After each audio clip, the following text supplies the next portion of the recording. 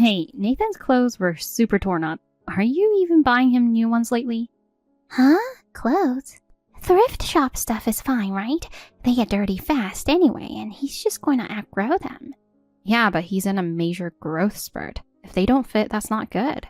I really think he should be wearing decent clothes. It's not like you're broke or anything. Can't you just put a little more thought into it? Jesus, you're so annoying. I mean, come on. If they get dirty, I'll just buy more. There's more important stuff to spend money on than clothes, right? Like keeping myself looking good, for example. That matters too, but isn't your child supposed to come first? If Nathan is dressed way different from other kids, he might feel embarrassed. It's not just about looks. It's a parent's job to create a decent environment. Yeah, but do you really have to make everything so uptight? As long as we're getting by, who cares if his clothes are messy? Besides, I kind of spent a little extra on myself this month. Spending money on yourself isn't a bad thing, but what about not spending any on Nathan?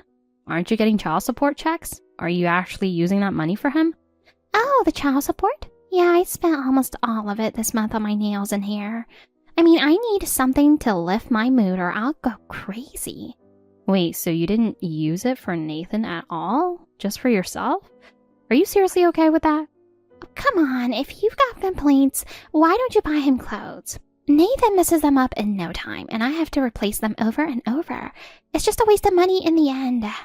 Are you seriously saying that? That mindset is just sad for your child. What your kid wears, what kind of life he has, that's all on the parent. Oh, shut up. You're always like this, you know. You take everything way too seriously. Nathan's not going to suffer from something like that, and we've got our own way of doing things. Can't you see that your way of doing things is the problem? Sure, taking care of yourself is important, but making sure Nathan has a stable environment should come first, right? Honestly, I've been holding it in for a long time, but I can't anymore. There's so much I've been wanting to say to you. Why do you have to take everything so seriously? As long as we're getting by, isn't that enough? It's not like Nathan's getting bullied or anything. He's growing up just fine. Still, just because he seems fine doesn't mean you should assume he is. He might be carrying around a lot of loneliness inside. It's not just about clothes or stuff. If you don't really give him your attention, I worry he's going to lose his balance somewhere down the line. Well, I get it if you're going to go that far, but I need to have a little fun too, or I'll go crazy. Spending money on myself is just my way of recharging. There's nothing wrong with recharging, but before that, you should think more about your child. Making sure Nathan grows up happy, that's ultimately good for you too. You're always so serious about everything, you know. You need to chill out a little. Relaxing is fine, but don't forget your responsibility. As a parent, you've got to understand what it means to really support your child. Okay, fine, but can I still think about myself just a little bit? I am trying, you know. I know you're doing your best, but right now it's not about how hard you try. It's about figuring out what's truly best for Nathan. If you do that, I really think things will work out for both you and him. Oh, we had a blast today. Did you make it home okay? Are you sure you're all right? You seemed pretty drunk. I haven't had that much in forever, but I'm totally fine. Eleanor, I had a great time tonight. I know we got kind of loud. Please thank the restaurant staff for me too. Hey, about that family discount, think you could hook us up again next time? Everyone had a blast, and it really helped me out too. Hey, Deborah, I never said I was giving you a discount in the first place. This was a one-time thing. But you did it anyway, right? That's what I call being nice. You really know how to take care of people, Eleanor. Thanks to you, we all ate and drank for just $5 each. Everyone was shocked. I just want to feel that sweet deal again sometime. Can you stop acting like you're entitled to discounts just because we're family? Honestly, I really stretched things this time. You guys were super loud, even with other customers around. And pushing for a discount like that just messes with how I run the place. If other people see one group getting a deal, they're not going to be cool with it, and I can't explain that away. Wait, hold on. Why are you getting so mad? I mean, we're family. Can't you cut us a little slack? Charging your own relatives full price just feels kind of cold, you know. And besides, that bar is kind of pricey to begin with. Sure, compared to big chains, it might seem more expensive, but we actually care about quality. We're doing our best. Still, $5 for a soda? That's kind of wild. I seriously thought we were at some fancy hotel or something. I mean, let's be real. Soda probably costs like 30 cents to make. Charging $5 for that is just crazy. Then don't bother coming. If you don't like how we do things, just go to someplace that's cheaper. If you're looking for a bargain, check out a diner that offers free refills or unlimited soda. Pretty sure that'll make you happier anyway. That's exactly why I'm saying this. If your prices are high, then act like it. At the very least, give your family a discount. Honestly, if you keep writing things like this, I think you're going to lose repeat customers. You need to care more about service too, you know. You saw how packed the place was tonight, right? At least tonight's customers were happy, unlike you. Yeah, and every restaurant slammed on a Saturday night. Bragging about being busy doesn't really impress me. That place isn't even that big. Saying we're full just feels like you're trying too hard. It's kind of small-time energy. Wait, do you even perform when turning people away? Like we're fully booked tonight, we're so popular, or whatever? Okay, maybe my delivery wasn't the best, but I'm doing my best in my own way, so stop nitpicking everything. Hey, I'm only giving you advice because I care about you, you know? But honestly, the place wasn't even that great. I probably won't be back. Excuse me, I'm sorry to bother you out of the blue. Is this Eleanor's number? Just want to make sure. Yes, it is. What's this about? Who is this? Right, let me explain from the beginning. First, about last night, I want to make things right and pay the full amount.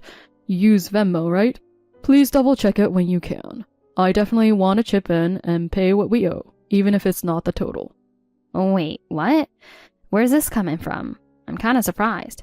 I'm Jeremiah, Deborah's boyfriend. Sorry for dropping in out of nowhere last night. Deborah gave me your number. I asked her for it. I know it's random to text you like this, so I'm sorry. Oh, I knew it. You were one of the loud ones from that group last night, weren't you? Yeah, I seriously feel bad about how noisy we were. And then you gave us that discount on top of everything. Charging only $5 a person was way too generous. So I reached out to the others and had everyone send me $40 each. I looked at the bill from last night, did a rough estimate, and we're paying based on that. Wow. Seriously, thank you for going out of your way like this. I really appreciate it. I actually heard Deborah kind of pushed for that discount. I'm sorry for the trouble. She's not a bad person, really. She just gets carried away sometimes. She doesn't mean any harm. I see. Honestly, I didn't expect her to have such a thoughtful boyfriend. It was a bit surprising, but I'm really glad you handled it so maturely. No, I've got a long way to go. I get carried away too, so I'm in no position to talk. Honestly, I was probably the loudest one last night. I have to admit, I was definitely too loud. Well, yeah, I did think it was a bit much, but it's a bar. It kind of comes with the territory, so I didn't take it too seriously. Right, exactly. I'm definitely not the most put-together guy, but that whole thing stuck with me. It just didn't sit right, being that rowdy and then getting a discount on top of it. I'm the kind of person who can't let that stuff go unless I make it right. And just hearing you say that means a lot to me. Then I'll take you up on it. Thank you. I appreciate it. No, really, I'm the one who should be thanking you. That place was amazing. Every dish was seriously delicious and the drinks were strong, in the best way. Honestly, that kind of quality at those prices, it blew my mind. I'll definitely be coming back. Oh, but next time, I'll come without Deborah. I'm worried she'll pull something again if she's there. Thanks. Come by anytime. Just maybe keep it down next time, okay? Oh, right. One favor to ask.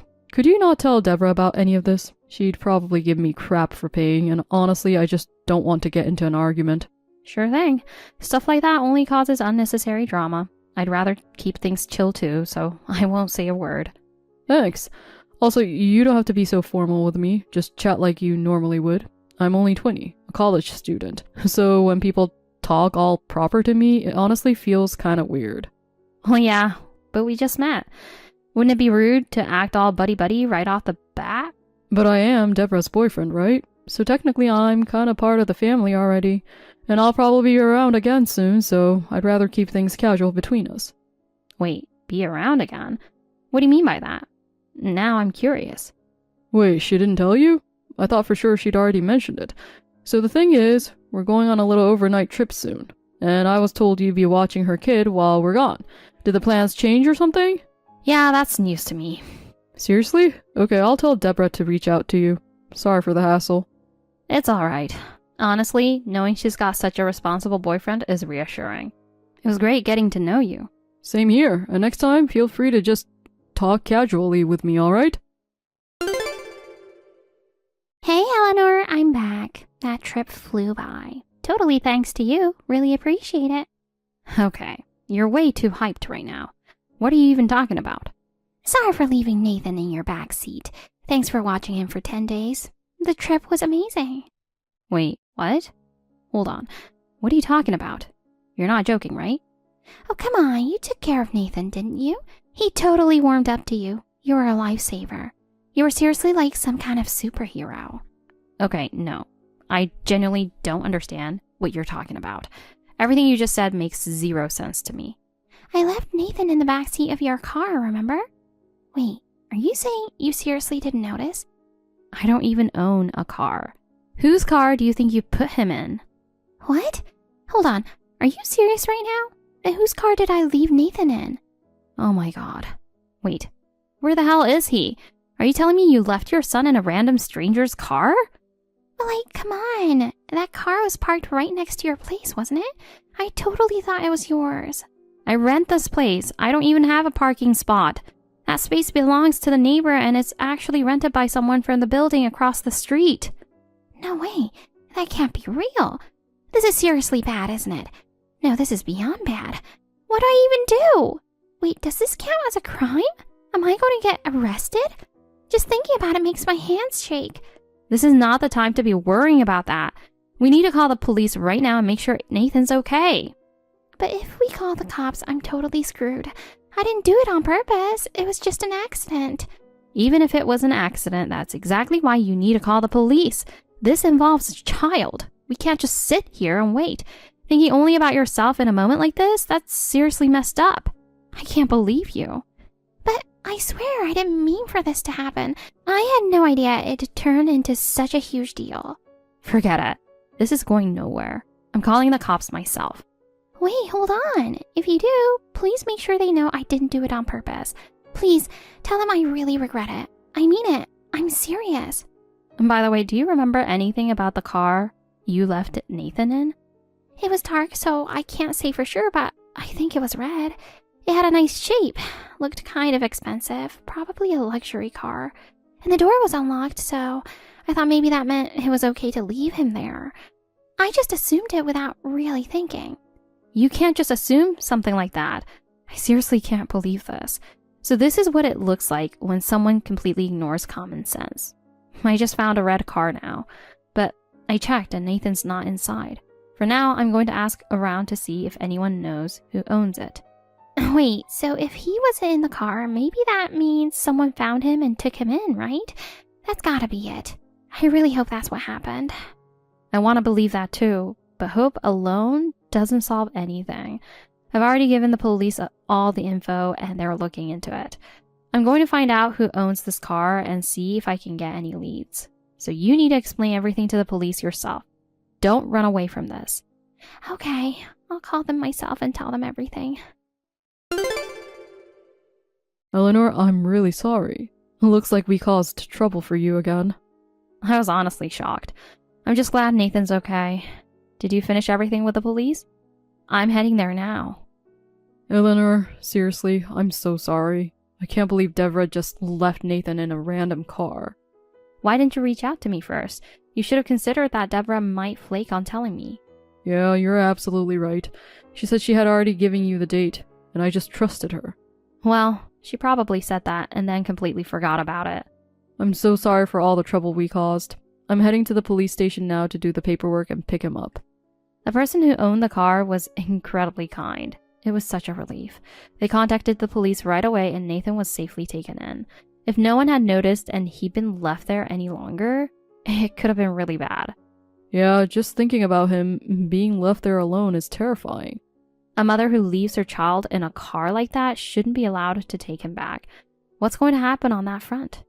I contacted Deborah's parents. They're on their way here now. I think they'll be the ones taking custody for now. Got it. Oh, that's a relief. Her parents are really responsible people. Sounds like they're furious with her. I doubt they'll ever speak to her again after today. I mean, yeah. What she did is unforgivable, and even though you're not his dad, you still need to take some responsibility when it comes to your girlfriend's child. You're absolutely right. I've decided to break up with Deborah. It hurts to say goodbye to Nathan, but if her parents are taking him, I won't see him anyway. They seem like good people, so I know he'll be okay. Alright then, go ahead with the handoff. Yeah, I'm really glad you're talking to me more casually now, Eleanor. Oh, right.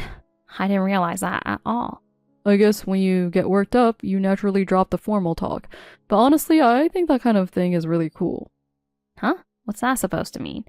This really isn't the time to be making jokes like that. Oh, sorry. I'll be more careful. Hey, Eleanor. It kind of feels like everything's over now. What do you mean? What's going on? I feel like everyone's about to give up on me. So you finally realized how awful what you did really was? Hey, things just got seriously bad. My mom and dad said they're cutting ties with me, and they actually mean it. Well, yeah, that makes sense. You left your kid in a stranger's car and didn't even realize it. That's beyond messed up. You need to take a long, hard look at yourself and fix this as a mom and as a human being. I mean, yeah, I do get that what I did was seriously wrong. But still, did it really have to turn into such a huge deal? Was it really necessary to get the police involved and call everyone? Wait, are you serious right now? I mean, in the end, they found the car owner right away and nothing major happened, right? So I just don't see why calling the cops was even needed. No, that's not how it works. In a situation like that, calling the police immediately is the obvious move. A child was involved. When every second counts, there's no excuse for not doing everything possible. Still, I just wish someone had thought about me too. Because of your reckless decision, I've basically lost everything. Excuse me? Are you seriously saying this is all my fault? Jeremiah's breaking up with me now too. And my parents cut me off completely. No more financial help at all. How am I even supposed to live now? I've got no income anymore. Wow. I don't even know what to say. So basically you're blaming me for calling the police for your life falling apart? But let's be real. Your parents were only giving you money to help raise Nathan. They weren't covering your personal living expenses. And that's basically the same thing. I've been doing everything I can as a single mom. But you cheated. That's what led to the divorce, right? You don't get to run away from that. And you know what? He was dealing with serious health problems back then. Raising a kid alone wasn't even an option for him, so I had to hold it all together, even when it was way too much for me. Since then, it's been one disaster after another. I've barely kept it together each day. I was pregnant and taking care of a sick husband who couldn't even get out of bed. I was completely drained, physically and mentally. Can you really blame me for slipping up just once? Wanting to lean on someone else? Can't you understand that even a little? Look, I do understand that you've been through a lot. I'm not denying what you went through, and I'm not trying to attack you. But this situation is different. You made your choices. You've got to face the consequences. None of this would have happened if you hadn't jumped the gun and called the police. All I wanted was to make sure Nathan was safe. I couldn't just sit back and do nothing in a situation like that. If you really care about your child, you act before worrying about what anyone else thinks. Isn't that what being a parent is about? But in the end, we did find him without needing the cops. That whole scene didn't need to happen. You're only saying that because it happened to work out. What if it hadn't?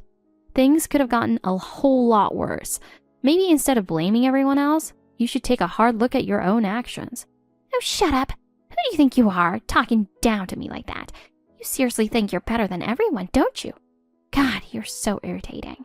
Meanwhile, I'm over here watching my entire life fall apart. You know what? There's nothing more to say here. Andrew and I have both decided we're cutting ties with you completely. What? Why is my brother cutting me off too? You don't get to make that decision for him. Andrew found out about everything while he was away on business. He was devastated. He said he can't even stand to look at you right now. Oh, come on. It's not like I wanted to abandon Nathan. I made one bad call, and suddenly everyone's tearing me apart? That's insane. Why is everyone acting like this is all my fault? I've said it before. This is 100% on you. It's time you finally take responsibility for your actions and your situation. Yeah, fine, I'll admit I messed up. But this whole thing only blew up because you made it worse with how you reacted. I'm done. I'll never forgive you. You'll pay for this and then some. Wait, what? How do we get here? Why is it so hard for you to just own up to your mistakes? What the hell is wrong with you? What are you talking about? This has nothing to do with you. Just stay out of it, alright? You're seriously the worst. Knock it off. I just saw the group chat, and you need to cut it out. Going after Eleanor for revenge? That's way out of line, and you know it. Excuse me? Who do you think you are? You ditched me when I needed help. You're the real traitor here. Oh, right. I almost forgot. Time to boot you out of the friend group. Go ahead, I couldn't care less. Honestly, you're doing me a favor. I was already thinking of leaving anyway. Oh, and sounds like everyone else feels the same. What? Wait, hold on. What's going on? Why is everyone suddenly leaving the group chat? What is happening? They've all been fed up with your selfish attitude for a long time. This whole situation just pushed them over the edge. They're done with you. And the second you started talking about getting revenge on Eleanor, that was it. Everyone was out. What the hell? Why is no one on my side? We used to go out drinking all the time and have a blast together. Even the other day, y'all got super cheap drinks thanks to me. Oh yeah, that night. We actually talked about it afterward and split the full bill evenly. You were the only one who ended up getting a deal. What? Paying $5 each? Yeah, we all felt pretty guilty about it at the time, even though it turned out cheap after splitting it. We all saw how you pressured the staff into giving us a discount, and honestly, everyone was kind of weirded out. You totally killed the vibe with how pushy you were. It was just uncomfortable. Are you kidding me? If you guys were going to pay the full amount behind my back, you could have at least told me. Why was I the only one left out? Because everyone knew it wouldn't matter. You wouldn't listen. Sorry to say it, but people don't trust you nearly as much as you think. The rest of the group's been frustrated with your behavior for a while now. This whole situation just gave them the reason they needed to finally say it out loud. It's time you face reality and take a serious look at yourself. Why does it seem like I'm the only one being blamed for this? Whatever, you guys were never real friends anyway. And you? You're not even my boyfriend anymore. I'm the one who dumped you, so don't get it twisted, alright? Well, pretty sure we already settled all that a while ago. We broke up, remember? No need to bring it back up now. Oh, shut up. I was the one who ended it. You're the one who blew it, dumping a girl like me with a perfect face, body, and personality. You're seriously unlucky. Yeah, okay. Say whatever you want. Hey, what the hell is going on? What did you do? Huh? I have no idea what you're talking about. Don't play dumb with me. The window's shattered, and the front of the bar is a wreck. What the hell were you thinking? Are you out of your mind? I figured maybe you'd calm down after a night to think, but you actually made it worse? I can't even believe this. Thanks to you, my life is completely over. Everything's ruined, and I don't think I can bounce back from this. So your bar going down the drain too? Yeah, that seems pretty fair to me. Wow, and take a look at those pretty little windows all smashed to pieces. No way you'll be open for the next few days now, huh? What now? Looks like your precious business is toast for a while. We had a big group reservation coming in this afternoon. I had everything prepped. It was going to be a busy day. You did this, so how exactly are you going to take responsibility? Excuse me? Are you seriously trying to blame me? That's insane. Sounds more like a security failure on your end. I had nothing to do with it. What? Are you going to charge your customers if there's a tornado or something? That's hilarious. Wow, you're seriously just a child. I'm honestly done. I can't even talk to you like an adult anymore. Oh wow, calling me a child? That's like emotional abuse or something. I'm seriously traumatized right now. So rude. And accusing me without proof? That's defamation, you know.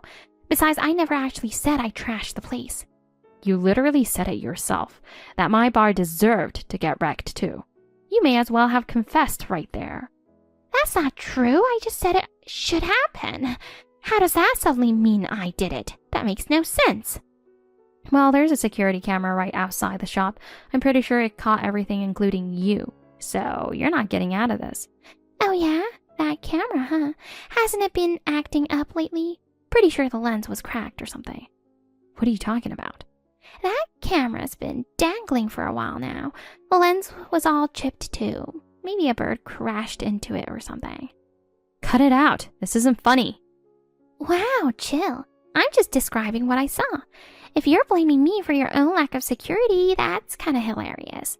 I mean, maybe the bird broke the glass and the camera. Ever think of that? Wow. Guess there really is a bird out there that looks exactly like you. Pretty impressive beak, too. Must have been tough enough to smash all that glass. What the hell?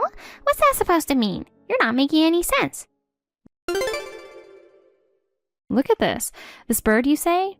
Don't you think it looks a lot like you? What is this? What the hell is going on?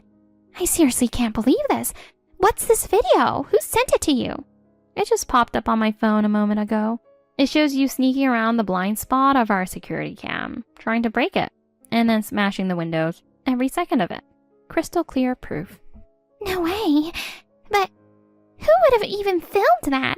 There's only one person who comes to mind. That jerk. You've got to be kidding me. I swear I'll never forgive him. I don't really care how betrayed you feel. For me, that footage is solid gold. With this video, I can file a criminal report for property damage. No hesitation. You can't talk your way out of it now. There's nowhere left to run. Get real. Turn yourself into the police. Damn it! I can't believe it's ending like this. What the hell were you thinking? I never thought you were the kind of person who'd go that far. Oh, shut up. What the hell is going on? I saw everything. You've got to be kidding me. What is wrong with you? Why are you always trying to ruin everything for me? Because what you did was way over the line. That was straight up criminal. There's no defending that. And then why didn't you stop me? Why hide and record everything instead? I didn't think you'd actually trash the camera and start smashing windows. I was going to stop you, but you ran off before I could. What's with a sudden attitude of superiority? You were never that kind of person. You used to laugh along with this kind of stuff. Yeah, I've done some messed up things too. But leaving a baby in a car, blaming other people, and then going full psycho and destroying someone's property for revenge? That's a whole different level of twisted. I'm not okay with that. Liar! There's no way you actually believe that. You've got some reason, don't you? Some excuse for playing the hero. There's no reason. You don't need a reason to do the right thing. You've got a thing for her, don't you? And that's why you're trying to play the hero and get close to her, right? Yeah, I do. So what? You got a problem with that? Wow, that was fast. You're seriously pathetic. You do realize she's married to my brother, right? Of course I know, but he's out of town, isn't he? That means I've still got a shot. So this is the stupid reason I get stabbed in the back? Whatever. I'm on her side now. I'm not going to let anyone hurt her. You get it? Then do the right thing and turn yourself in now. Jesus, this is all just so damn ridiculous. The police just called again. Are you seriously still running? God, shut up. What do you expect me to do now? I actually thought you might be feeling guilty. Guess I was stupid for hoping. I do feel guilty, but you're not going to forgive me anyway, right? Hey, stop ignoring my messages. Where are you right now? You're going to take full responsibility for what you've done. Yeah, I know. I'll say I'm sorry, all right? I'll apologize. Whatever. I'm so over all of this. Fine. Then we'll let the lawyers handle it and settle this properly. How did it even come to this? Do you still not get that this is all your own fault? Yeah, I know. But if Jeremiah had just stayed on my side... He was way too good for you in the first place. That video, everything? Honestly, I'm glad he stepped up. He's just using you.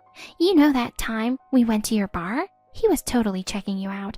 I should have seen it coming when he asked for your number. Oh yeah? So why did he ask for it, huh? According to him, the bathroom had a sign that said, "To make reservations, call the manager's number." He told me he wanted to come back and needed your contact information. Wow. That's a pretty slick lie. Don't let him fool you. He was never that great to begin with. He's divorced, broke, and kind of an idiot. Still, he's definitely a better person than you. But why are you even telling me this? Because I don't want him to get what he wants. Hey, do you think maybe you could forgive me? Even if I wanted to, what exactly would I be forgiving? It's not just the stuff you broke. You shattered my trust too. I still thought maybe we could fix things. I don't want anything to do with you anymore. Stop messing up my life any more than you already have. I consulted with a lawyer and officially filed a lawsuit against Deborah. Maybe she finally realized how serious her actions were, because in the end, she agreed to pay damages and compensation. That said, the amount was substantial, and she's now buried in debt. With no family or friends to support her, she's barely getting by, juggling multiple jobs just to survive. It's her own doing, but what she did was serious enough to warrant that level of consequence. What matters now is how she chooses to face the reality of what she's done. Nathan was taken in by her parents, my in-laws. He's now in a safe and stable environment, growing up healthy, and both Andrew and I feel a bit more at ease. Right after all this happened, Jeremiah asked me out. I was surprised, but I'm married, so I politely turned him down. He kept reaching out for a while, but as a married woman, I couldn't risk any misunderstandings, so I eventually blocked him. I'm grateful for the help he gave me, but I also sensed a bit of recklessness in him. I truly hope he finds someone great, someone who fits where he is in life. As for me, I've reopened my bar, and thanks to my regulars, I'm now living more peacefully than before. I'm also cherishing time with my family, and I'm committed to never making the same mistakes again. With care and positivity, I'll keep moving forward. From now on, I think we should both focus on finding our own happiness and moving forward with our lives. Seriously, the vacuum hasn't been run, and the table still looks like it did this morning. You just left the place a mess, huh? No cleaning, no cooking. You sit around all day doing nothing. What's even the point of being here? I bust my ass working every single day, and this is the home I come back to? It's hell. I finally get a half day off, and this is how it goes? Way to kill the vibe. Can you at least let me enjoy being home after work? I'm sorry. I've had a pounding headache since morning, and my body felt so heavy, so I laid down for a bit. Wait, you were napping? A housewife lying down because she doesn't feel well? That's just being lazy. I'm really sorry. I was just wondering if you could maybe make lunch today just this once. Unbelievable. You're always leaning on me like this. You're the one who's supposed to be helping, not asking for it. You expect me to cook now? Are you joking? You've basically ditched your woman duties, and now you want to ask for favors? Just for today, could you please, even if it's just microwave burrito or some instant mac and cheese, handle it yourself? So I don't get lunch because you're not feeling well? What kind of sick joke is that? You know what? Forget it. I'm calling my mom and asking her to come over today. She'll take care of everything without me even saying a word, and the whole vibe in the house will be better. Wait, hold on. You're seriously inviting someone over here? Someone? She's my mom, not just someone. Compared to her, your housework looks like a joke. And really, lying down because you don't feel good? That's like some excuse a kid makes. You're failing at being a stay-at-home wife. Failing? So you're saying I'm not allowed to have one single off day? It's obvious. Running a home means staying on top of everything. No shortcuts. That's what being a wife means. If the whole house shuts down every time you feel off, then this isn't a home. It's a disaster zone. I can't believe that's how you see me. What have I even been pushing myself for? Pushing yourself for what? If there's no result, then the effort doesn't count. In a company, you'd be fired on the spot. Nolan, did you already have lunch? Yeah, I did. Why? Hey, do you think you could maybe take a little time off next Wednesday afternoon? There's something I really need you to come with me for. I finally got an appointment with the OBGYN today. They've been totally booked forever, but there was a sudden cancellation. It's like a miracle. Huh? What are you even talking about? Why would I need to go to that kind of doctor? Places like that, it's awkward for guys, you know? I just stick out. I don't want to be the one dude sitting there looking out of place. Wait, what? But we had this talk last month, didn't we? We agreed to start fertility treatment together.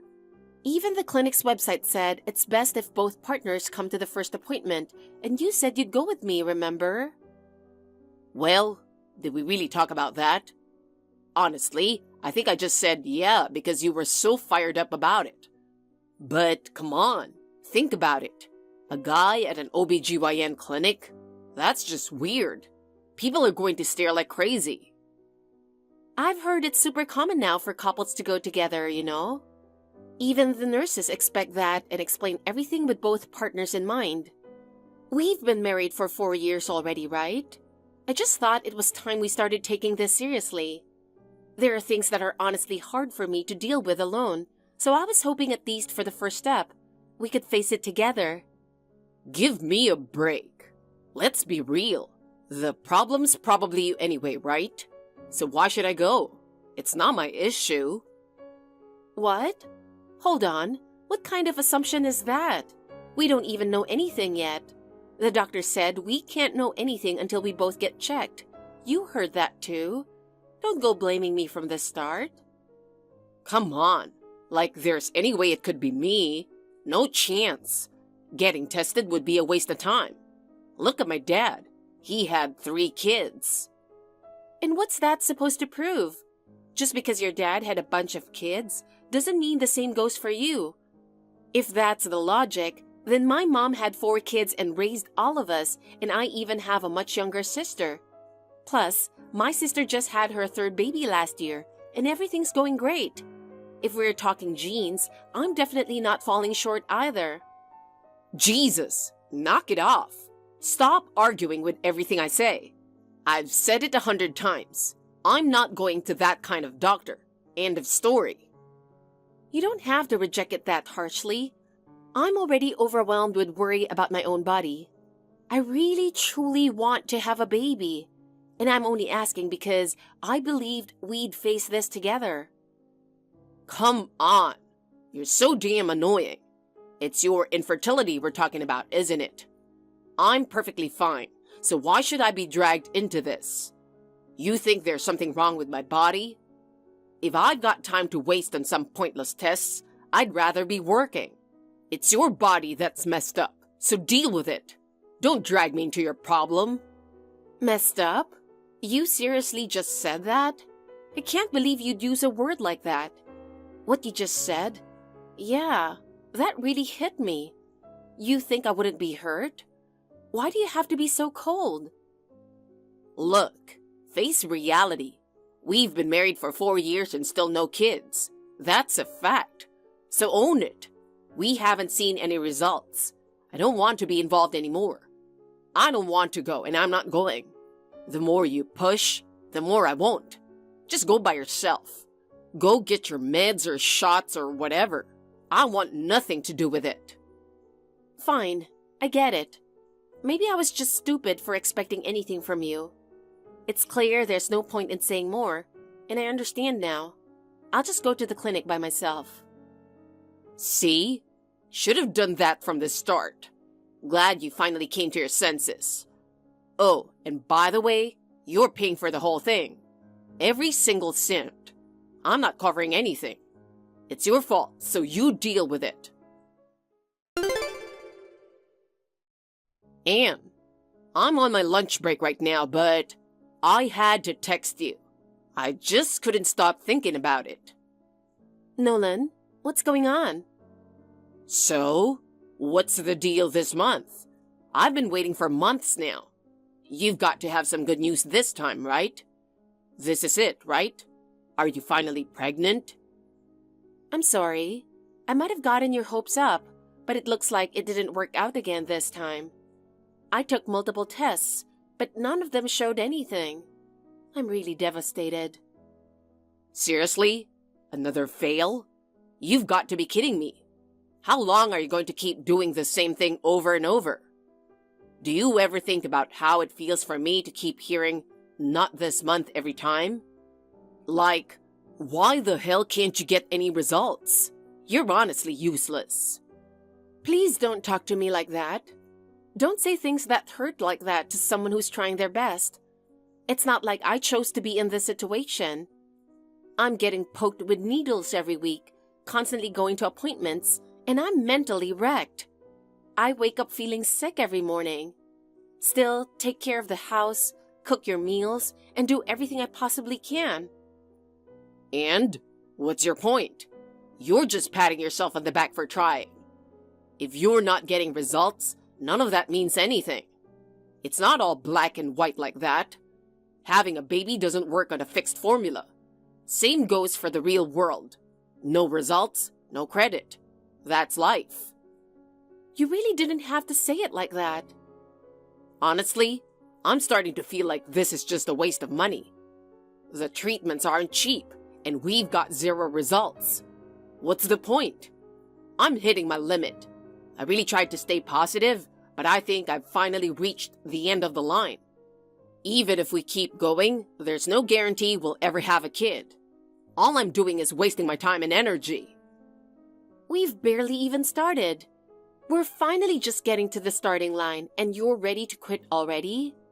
Having a child has been my dream. I can't just give up on that so easily. Yeah. Then go chase that dream by yourself. I'm out. Actually, I'm being transferred out of town.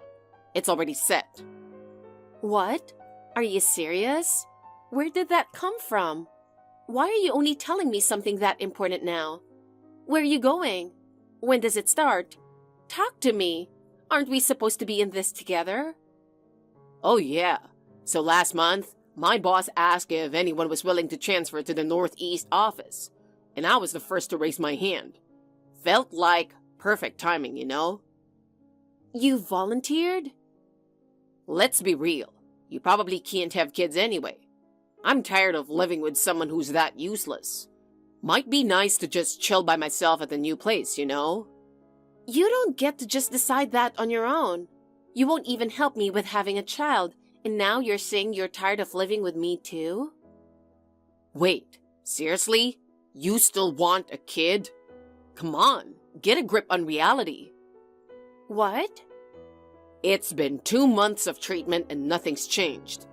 You've already spent a decent chunk of money too. Stop wasting cash on this. But the doctor said there's still hope. I just don't want to give up. Jesus Christ. Then do it on your own. I'll live my life the way I want to. Let's just call it even. Fine. Then could you at least come back when I have appointments for the treatments? Seriously? You want me to come back just to entertain your little fantasy? But Nolan, you'd be happy if we had a kid too, right? If you just come back for the treatments, I won't ask anything else. Gosh, what a pain. Fine, but only when it doesn't mess with work. Thanks. Even that means a lot to me. But work comes first, got it? If I can't make it, I can't. Yeah, I understand. Just make sure to come back when you can, all right? Promise me? Yeah, sure. But you better figure out how long you're going to keep doing this. I'm not about to wake up one day and realize we blew through our savings. Yeah, I'll talk to the doctor about it. But let me keep going just a little longer, okay? I just want to give it my all so I won't have any regrets. I already regret marrying you, just so you know. What? Anyway, I'm going to start packing for the transfer. Don't bother me. Nolan, are you coming home late tonight? Huh? I don't know yet. What do you mean you don't know? Anyway, did you book the flight for next week? What? Next week? What are you talking about? You can't just drop that on me out of nowhere. I have no idea what you mean. Wait, seriously? You forgot? It's the clinic appointment. I've been talking about it since last month. I even marked it on the calendar. I told you how hard it is to get a slot, remember? That's why I asked you to lock in your schedule early. Oh, yeah, maybe you mentioned something like that. But work's been insane lately. There's no way I can make it this time. Wait, what? Again? You bailed last time too, and now this? What am I supposed to do? Not my fault. A big client meeting popped up last minute. My job is way more important than your little schedule. It's not like your treatment is life or death. Honestly, it can wait. But this means more to me than life itself. I've been pushing through exhaustion, stress, and pain just to keep going. I've had this plan for 3 months, and now you just brush it off like it's nothing? It honestly hurts. It makes me feel so empty. Oh my God, here we go. Tears and guilt trips again. Like I said before, I've made it clear from the start. My job comes first. I thought you understood that already. Don't start whining now. That wasn't the deal. Still, I've tried so hard not to cause you trouble. I've adjusted everything around you. I even talked to my boss so I could move around my injections and appointments. I've been doing everything I can to make sure it's not a burden on you. I've sacrificed my own time just so you wouldn't have to. And what's your point? You're the one choosing to do all that. Don't throw it in my face. You did it because you wanted to, right? Wanted to? Are you serious?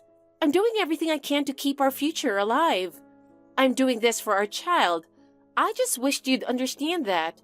I plan everything around your schedule, get jerked around every time, and all I get are excuses. I feel like an idiot. The least you could do is apologize for constantly bailing on me and messing me around. Excuse me? Why the hell should I apologize? You're the one who can't get pregnant. That's on you. Wait, did you seriously just say that? The test showed there's nothing wrong with me. We're just having a hard time, that's all. Stop blaming everything on me. Shut up. This wouldn't even be an issue if you just gotten pregnant like you were supposed to. We're dealing with this chaos thanks to your failure as my wife. A failure? So that's how you've really seen me all this time? I've been putting in so much effort daily, but it feels like it was all for nothing. Finally got it through your head, huh? You think I don't wish I had someone better every damn day? Every single day. I wonder what life would be like with someone who wasn't you. Fine, I'm done. I'll cancel next week's appointment. Actually, I'm stopping treatment altogether. Oh yeah, now that's what I'm talking about. No point throwing more money at something that's never going to work anyway. Glad you finally came to your senses. It's not about the money. I just can't take it anymore emotionally. Every single day, I'm made to feel like I'm worthless as a woman. And even so, I kept pushing through because I really wanted to have your child. Yeah, playing the victim again. I'm the real victim here. I'm the poor guy who can't have kids because of you. Right. I'll just call the clinic and cancel my appointment. Good luck with work, Nolan. Anne, where the hell are you?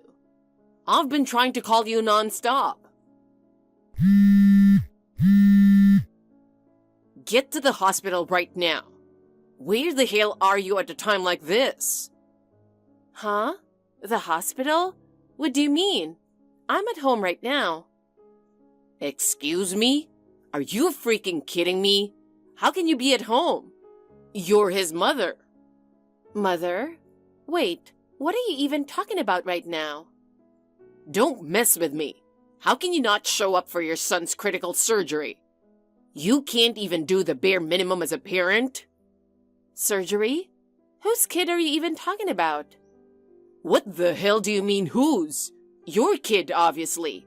Who else would I be talking about? Enough with this crap already. What? You're a total failure as a mother. You couldn't even give birth to a healthy kid. And on top of that, you gave me a sick child who needs lung surgery. Then you just dump him on me and run away? Unbelievable. Nolan? I really don't know what you're talking about. Oh, come on. Playing dumb now? Acting like you've got amnesia just because you don't like what you're hearing? I can't believe you turned out to be this much of a piece of work. Nolan, can you tell me exactly where you are right now? You're at the hospital, right? Oh, so now you finally feel like showing up, huh?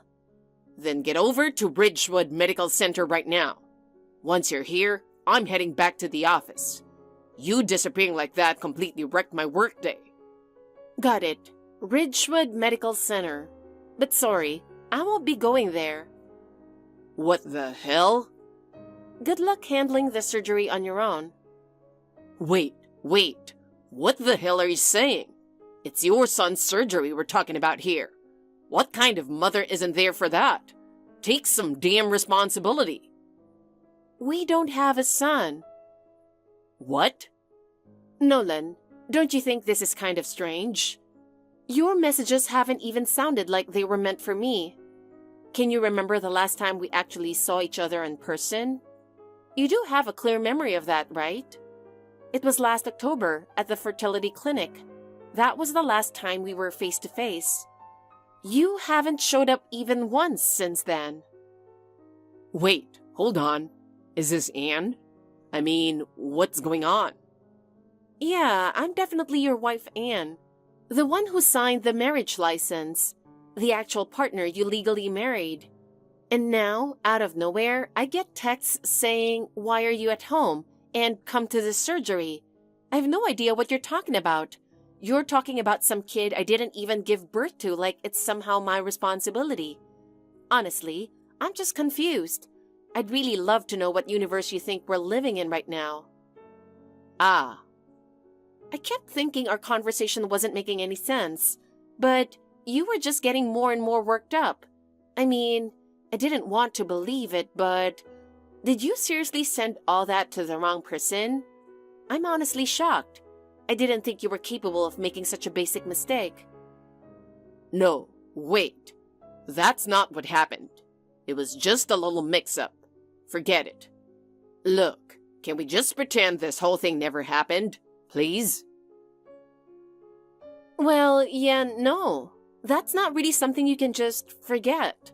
This situation's way too messed up for you to be playing the amnesia card. And if you've got time to dodge questions, how about you start explaining instead? Yes, I'm confused, but I'm still thinking clearly. So tell me, when exactly did you have time to go start a family with someone else? Was it during the time you were ghosting me?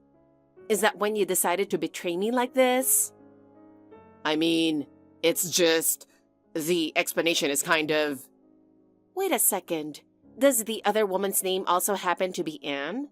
Because if not, I don't see how you could have confused me with her for this long.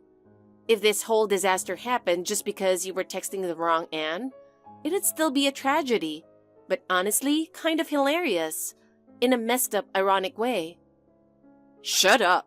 This has nothing to do with you, so just mind your own damn business. Oh, really? You say it's none of my business, but the second those messages landed on my phone, it kind of became my business, don't you think? If you hadn't told me you had work today, I would have gone to the clinic like I planned. So what am I supposed to do with the fact that I canceled based on a lie? And while I stayed home, you were at someone else's surgery? No. I've looked the other way plenty of times while you pushed family stuff aside for work. But never, and I mean never, did I agree to place second to your secret child. Don't expect me to be okay with that. Secret child? What the hell? Don't say weird stuff like that. Weird? Then explain it. Who were you actually trying to text earlier? Whose kid is about to go into surgery? And why are you the one who had to be there for it? Well, that's none of your business, all right? Wow. Can't even keep up your usual tough guy act, huh? Honestly, Nolan, you sound seriously rattled right now. Damn it. Ugh. Fine. Yeah, I've got a secret kid, okay? So what?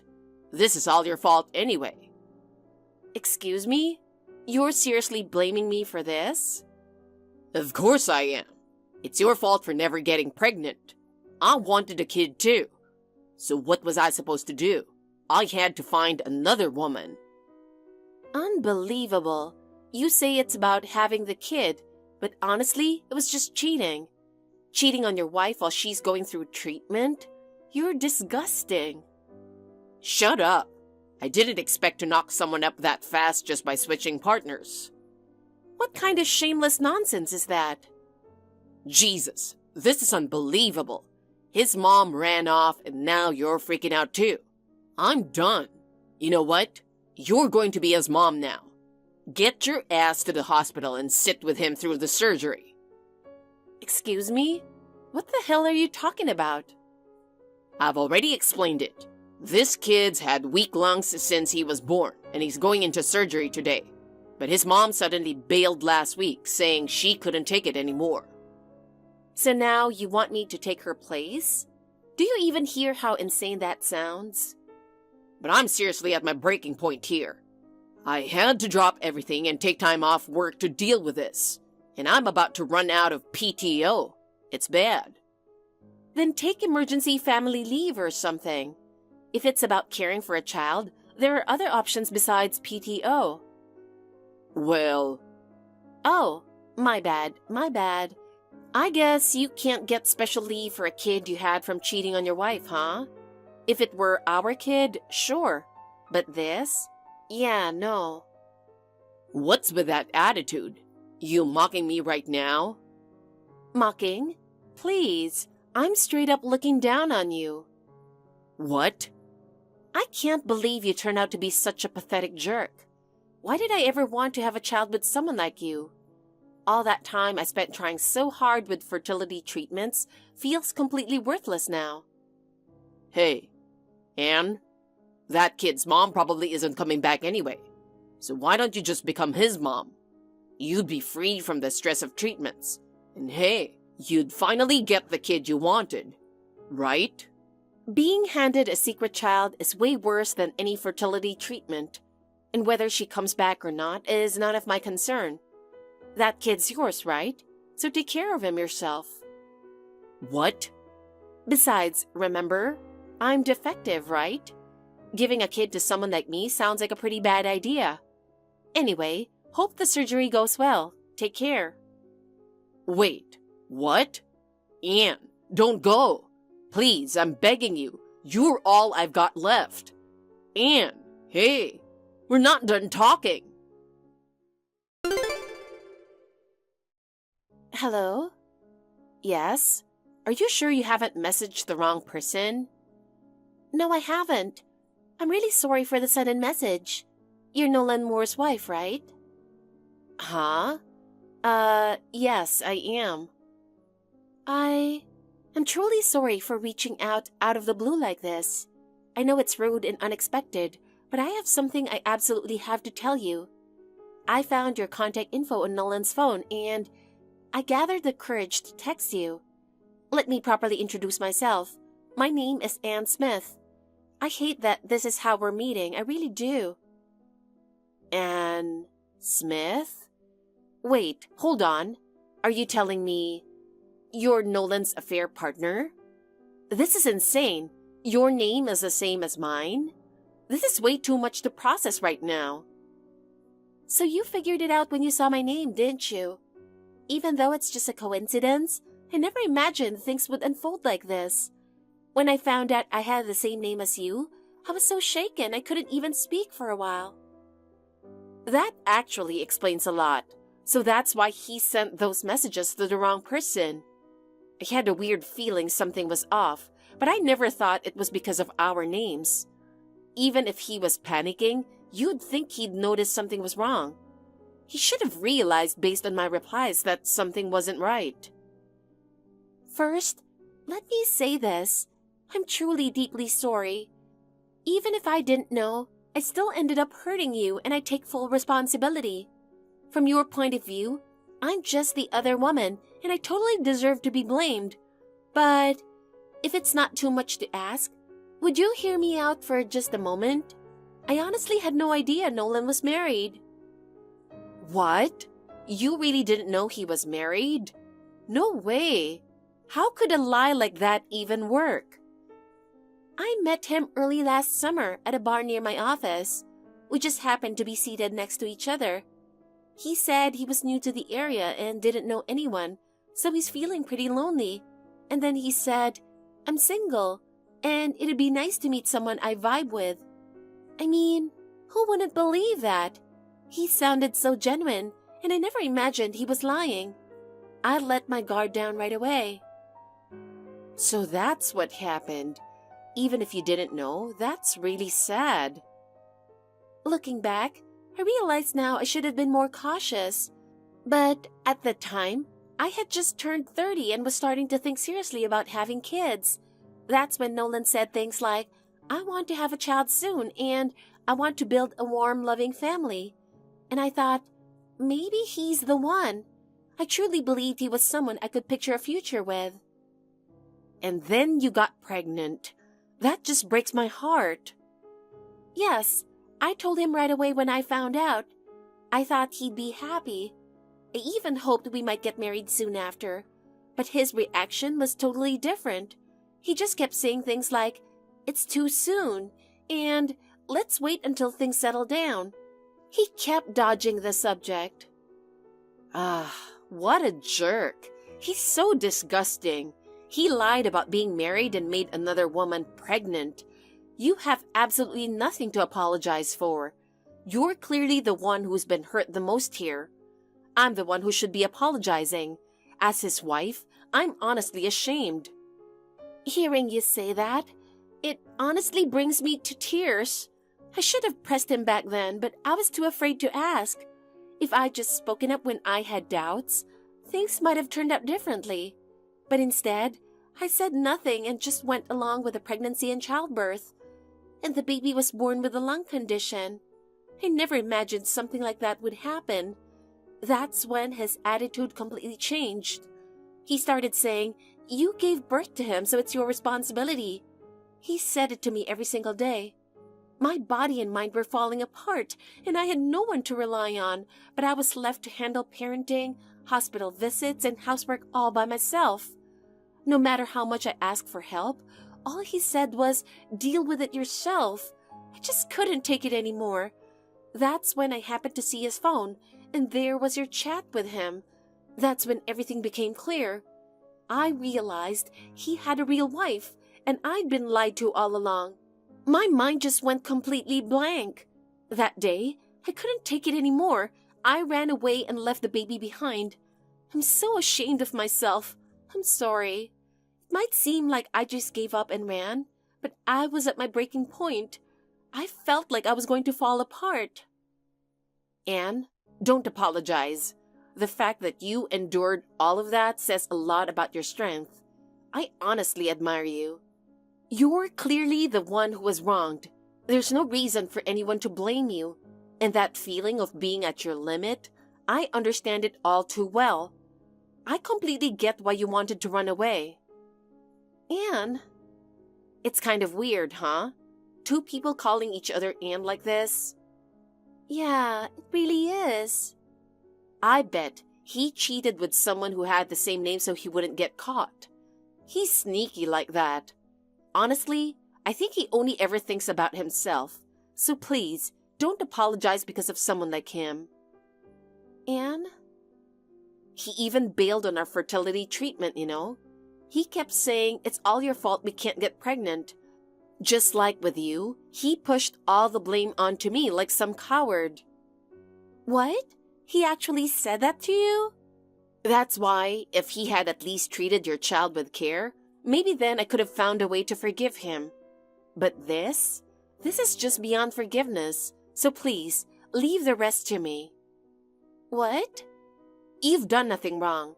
It's clear you were the victim, and that puts my mind at ease. Now it's just a matter of making him take full responsibility. You're still recovering from giving birth, from taking care of your child, right? So let me handle the rest. I'll make sure he takes responsibility for both of us. Nolan, I'm sorry about what happened earlier, especially after you made that effort to reach out. I've been thinking it over, and I really regret how I reacted. I'm heading to the hospital now.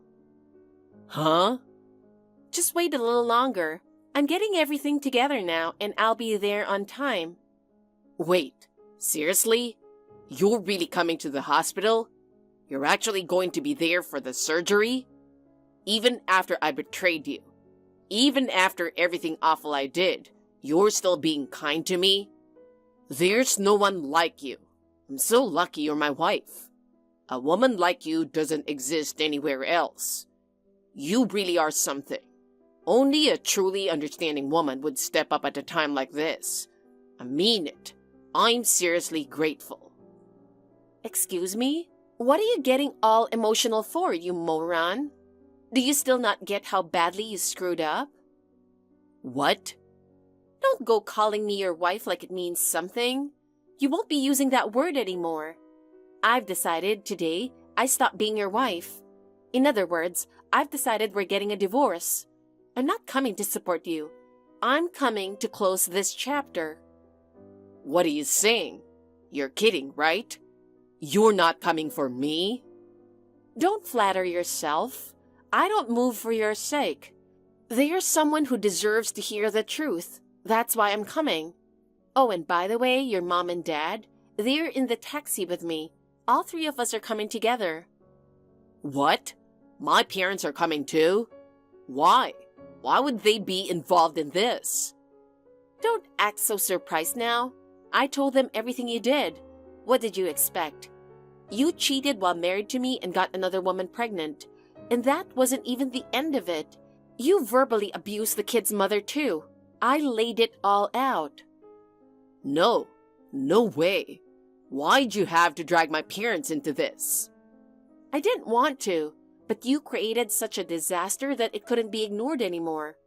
Your mistress told me everything, every last detail of who you really are. What? You mean she ratted me out? She told you everything? She's been ignoring my messages completely. You lied and said you were single. You got her pregnant. Then, the second you found out the kid was sick, you completely changed. You're disgusting. No, wait. That's not what I meant to do. It wasn't supposed to be like that. Just let me explain. There's a reason for all this. Great. Then let's hear that reason of yours. When we're all together, me, your parents, and you. Just the four of us, face to face. No escaping. No hiding. Be ready. No way. You treated me like I was just some kind of baby machine, and now that things aren't going your way, you come crying back? You're pathetic. You blame me for not being able to get pregnant, and then you dumped all the responsibility onto the kid you had behind my back. How selfish can you be?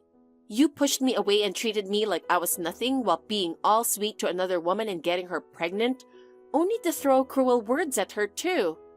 If you've got an excuse, I'm all ears. Not that it'll change anything, because I have zero trust left in you. Look, I'm sorry. I really do get it now. I know I was completely in the wrong. I've been thinking about the divorce too, but could you just give me one more chance? I want to fix this, I really do. I'll change, I swear. So please, I'm begging you, just think it over one more time. It's too late. I've stopped expecting anything from you. I'll never forget how hard I tried and how none of it ever mattered. I've told your parents everything. They were shocked. Said we had no idea our son could be this kind of person. They even mentioned that being with you would ruin me, and they totally backed the divorce. You've got to be kidding me. You even got my parents involved. Why would you go that far? I fully intend to hold you accountable. You've got nowhere left to run. You're going to make up for everything you did, not just to me, but to your mistress too. Wait, just let me explain just once. All I ask is that you hear me out. I really am sorry, and I know the baby isn't to blame, so please. I honestly believe we can still fix this if we try. Just give me a chance. Wow, you're still saying that? I'm honestly speechless. I just want to start fresh. With my child, with a real family. I'm serious. You wanted a kid too, right? Now you don't even have to worry about child support. My parents would totally support this. Don't you think it all works out? You really haven't changed. You're still only thinking about yourself. Then what the hell am I supposed to do? What will it take for you to forgive me? If you want forgiveness, start by facing what you've actually done. And don't just say it, show it. If you can't even do that, then you've got no place left anywhere. I've made up my mind. I'm cutting ties with the man you were. I won't let you ruin my life anymore. Goodbye, Nolan. Next time we see each other might be in court, so make sure you show up in a proper suit. Try not to embarrass yourself too badly. Goodbye. After that, our discussion was resolved much faster than I expected. That's because, surprisingly, Nolan's parents offered their full support. We didn't raise our son to be this much of an idiot. We'll personally make sure he takes full responsibility. With that, they took care of everything, from hiring a lawyer to giving Nolan a thorough lecture. In the end, we reached an agreement that fully matched our terms, including treatment costs, damages, and asset division. Nolan, of course, was left completely broke. His credit cards were canceled, and most of his belongings were sold off, just enough to balance the scales. Naturally, his employer was also informed of his behavioral issues. Word got around about his girlfriend problems at work and how he missed a big meeting due to her fight. Because his personal mess had seriously impacted his work, he was immediately demoted. Now he's stuck in a department nobody wants, doing warehouse labor with no air conditioning. This coming from the guy who once said, "Climbing the ladder is everything." Apparently, he kept checking my socials for a while, saying he wanted to make things right, but I've already blocked him. Whatever he's feeling now has nothing to do with me. He's been wiped clean from my life, completely and permanently. As for Ann Smith, we still check in with each other from time to time. She's working hard, raising her baby alone, who's now doing well after the surgery.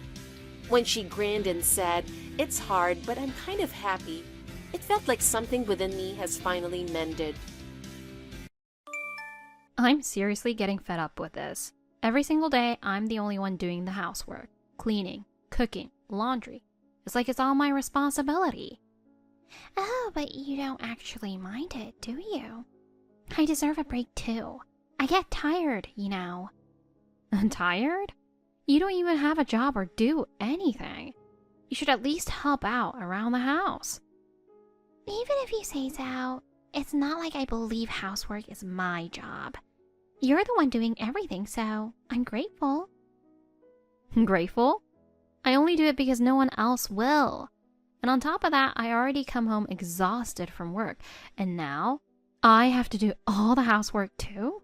That's just unfair. Well, you're the one who chose that job, aren't you? Housework is something anyone can do, so it's not really a problem if I don't do it.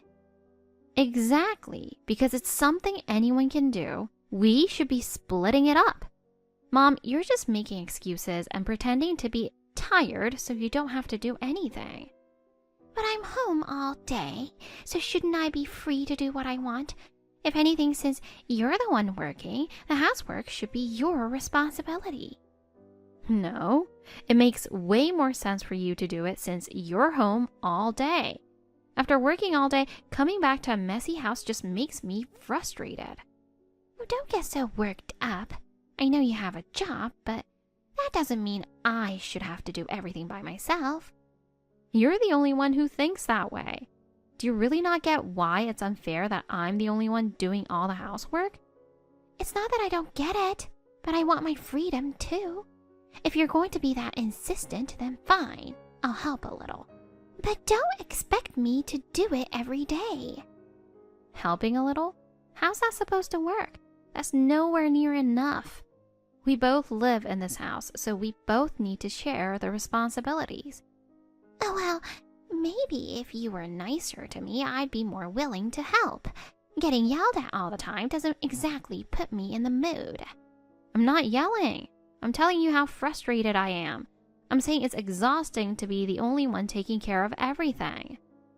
No matter how you put it, it doesn't really faze me. I just do things at my own pace, so stop getting so worked up. I'm not just worked up. I'm at my limit. Every single day I feel like I'm the only one putting in any effort, and I'm sick of it. Well, but it's not like you're doing absolutely everything, right? If you don't want to do it, then just don't. It's not that I don't want to, it's that you won't do it. Coming home to a house where nothing has been done just makes me furious. Okay, fine. If it makes you happy, I'll help a little. Not just a little. We need to split things up properly. That's what a family does. Yeah, I get it. But if you keep nagging me about it, I'm just going to feel even less like doing it. You think I want to keep nagging you? I just want you to help out like a normal person.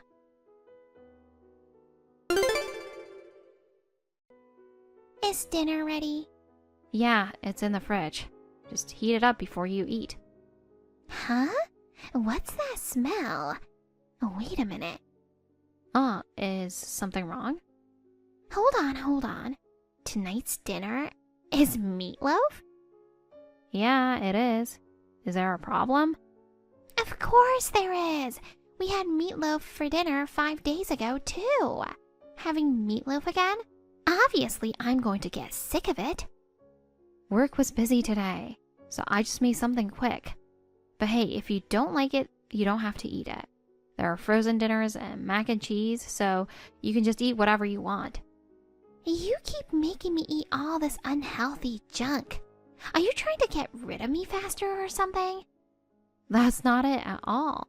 I'm just saying, if you really don't want meatloaf, you have other options. Then why don't you just cook something else? That's what normal people do. I have to work late today. I probably won't be home until around 9 p.m. Can you wait until then? Oh, of course not. Just finish work early and come home. Problem solved. Don't make it sound so easy. I'm in a higher position now, so I can't just leave whenever I want. I have responsibilities. That's exactly why you're still single. You're already 36. What's your plan for the future? Are you even thinking about your future? What do you mean? Marriage. What about having kids? I'm planning to keep working, and I haven't really thought about marriage. What? A woman isn't complete until she gets married and has kids. Mom, that's such an outdated way of thinking. A lot of women don't get married these days, and even married couples choose not to have kids.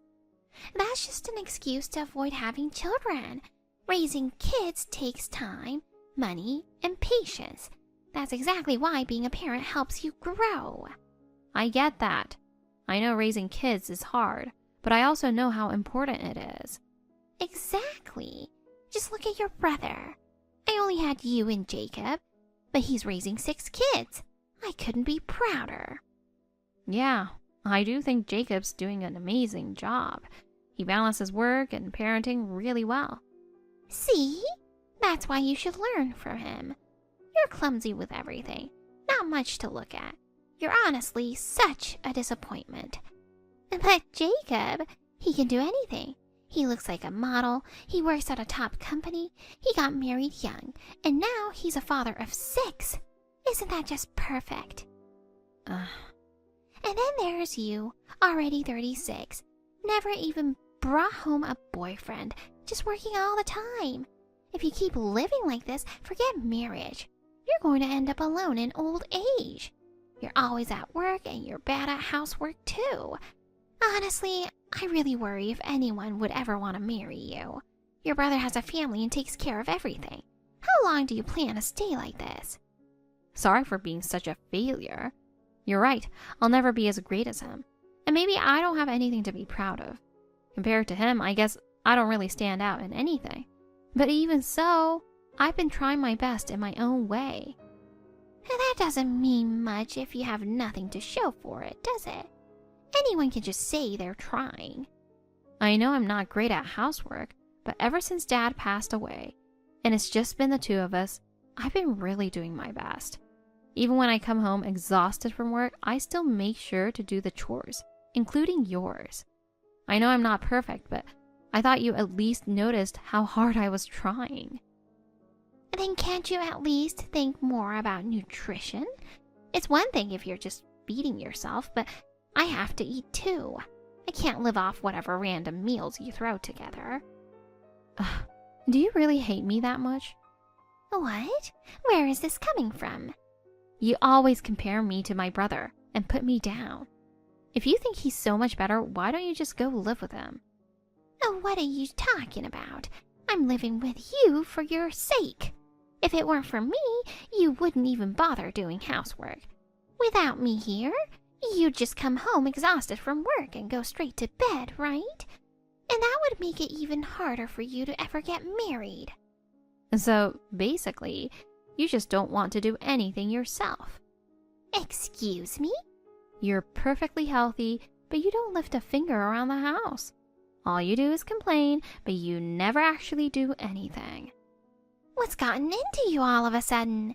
I'm only saying this because I care about you. Forget it. I'm done. Anyway, you need to get home right away. If you hate meatloaf that much, why don't you ask your daughter-in-law to cook for you? What? She has 6 kids. How could I possibly ask her to do that? People who don't have kids just don't get it. You'll never understand how hard raising children really is. Whatever, Mom. I get it. I'll try to get home as soon as I can. Yeah, you'd better. And don't bring home another lazy excuse for dinner. Hey, what's going on? You totally caught me off guard. What? What are you talking about? I found something shocking. You're not making any sense. Tell me what's going on. Hey, what is this supposed to mean? What's wrong? I had no idea you were saving up this much money. Look, it's your bank statement. I can't believe you've saved up $350,000. Why would you keep this kind of money a secret from me? What? Mom, why were you looking at my bank statement? That's my personal information. Why would you do that? And more importantly, why did you go into my room without permission and go through my stuff? What exactly were you trying to do? Now, I was curious if you had anything interesting in your room, so I took a little peek. And well, look what I found. This crazy amount of money just sitting in your account. I couldn't believe it. I was completely shocked. Wait, hold on a second. Are you telling me you've been snooping through my room this whole time? Huh? What are you talking about? Lately, some of my bags and makeup have gone missing, and I thought something was off. Mom, don't tell me you took them. That is absolutely not okay. You have no right to go through my things. And you didn't sell them, did you? Because if you did, I won't forgive you. I treasured those things, and selling them is completely unacceptable. Oh, so you figured it out? Well, you're the one managing all the money, so I just wanted a little extra spending cash. It's just a little. What's the big deal? The big deal is that you sold my stuff without asking. That's insane. I worked hard to buy those things. How could you do this to me? Oh, come on. It's just a little. You're single and have money, so let me enjoy myself a bit too. When I was your age, I was too busy raising kids to buy fancy makeup. Compared to that, don't you think I deserve to take it easy now? A little appreciation from you would be nice. Ugh, forget it. Whatever. Just please stop going through my room and give me back my bank statement. I won't even be mad about the things you sold. Just stop touching my stuff. What are you even saving all this money for? With that kind of money, you should at least think about how to use it. Letting it just sit there is such a waste. It's my money, so I'll use it however I want. This has nothing to do with you. I want to spend it on myself. How I use it is my choice. But with that much money, why not lend some to Jacob and his wife?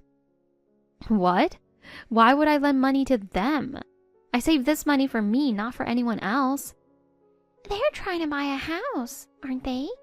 They said they were short on cash, and with 6 kids, it's going to be tough. Since you don't have kids, you should help out families who do. I respect parents. I really do. But just because I appreciate them doesn't mean I can just hand over my money. It's not like I have that much to spare. I didn't just save this money by doing nothing. Do you have any idea how hard I worked to earn my certifications? I spent all my time studying, got chewed out by my boss, and still pushed through to save this money. Oh, that's nothing compared to raising kids. Parenting is way harder. You don't even have time for yourself. You can't do anything. Meanwhile, you get to sit back, drink coffee, and enjoy your life. So how about you loosen up a little? Parents don't have the luxury of free time like you do. That might be true, but just because I have money doesn't mean I can just hand it over. If Jacob had come to me and asked, that'd be one thing. But why are you bringing this up? That was never my intention. Because I haven't been able to see my grandkids. I miss them so much. It's driving me crazy. What? That makes no sense. Oh, I just thought if I helped them with a new house, maybe I'd get to see my grandkids a little more. Wait, so you were planning to use my money just so you could see them? Well, up until the 4th kid, they used to visit once a year. But the 5th and 6th? I've only seen them in photos. Every time I ask Jacob about it, he dodges the question. Mom, are you sure you didn't say something to his wife? I didn't say anything. I just mentioned how lucky they were to keep having kids so easily. And that it'd be nice if the next one was a girl, but of course, they ended up with all boys. Why would you even say that? Mom, do you realize how insensitive that is? I bet his wife was really hurt by that comment. Oh, come on. It's not a big deal. Don't you agree? Wouldn't it be more fun to have at least one girl in the mix? That's why I even started buying cute little girls' outfits. Wait, don't tell me you actually gave those clothes when you saw them. That must have been so awkward for his wife. You really didn't need to take it that far. But it would have been a waste not to use them. Babies are too young to notice the difference. Who really cares if a boy is dressed in girls' clothes at that stage? That's exactly the problem. It's not too late. Why don't you try apologizing? I'm not saying she'll forgive you right away. I don't know if she ever will, but doing nothing is way more irresponsible. Even if it doesn't fix everything, at least an apology is something. But that's impossible. It's too late now. What would apologizing even change? Besides, I have a feeling Jacob's been having my back somehow. So this isn't just my fault. But you haven't even been in contact with him, have you?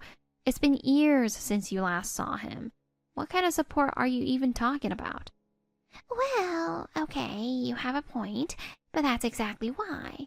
If I give them money, maybe his wife will reconsider and start treating me differently. Then why don't you use your savings? Wouldn't it make more sense to use your own money instead of relying on mine?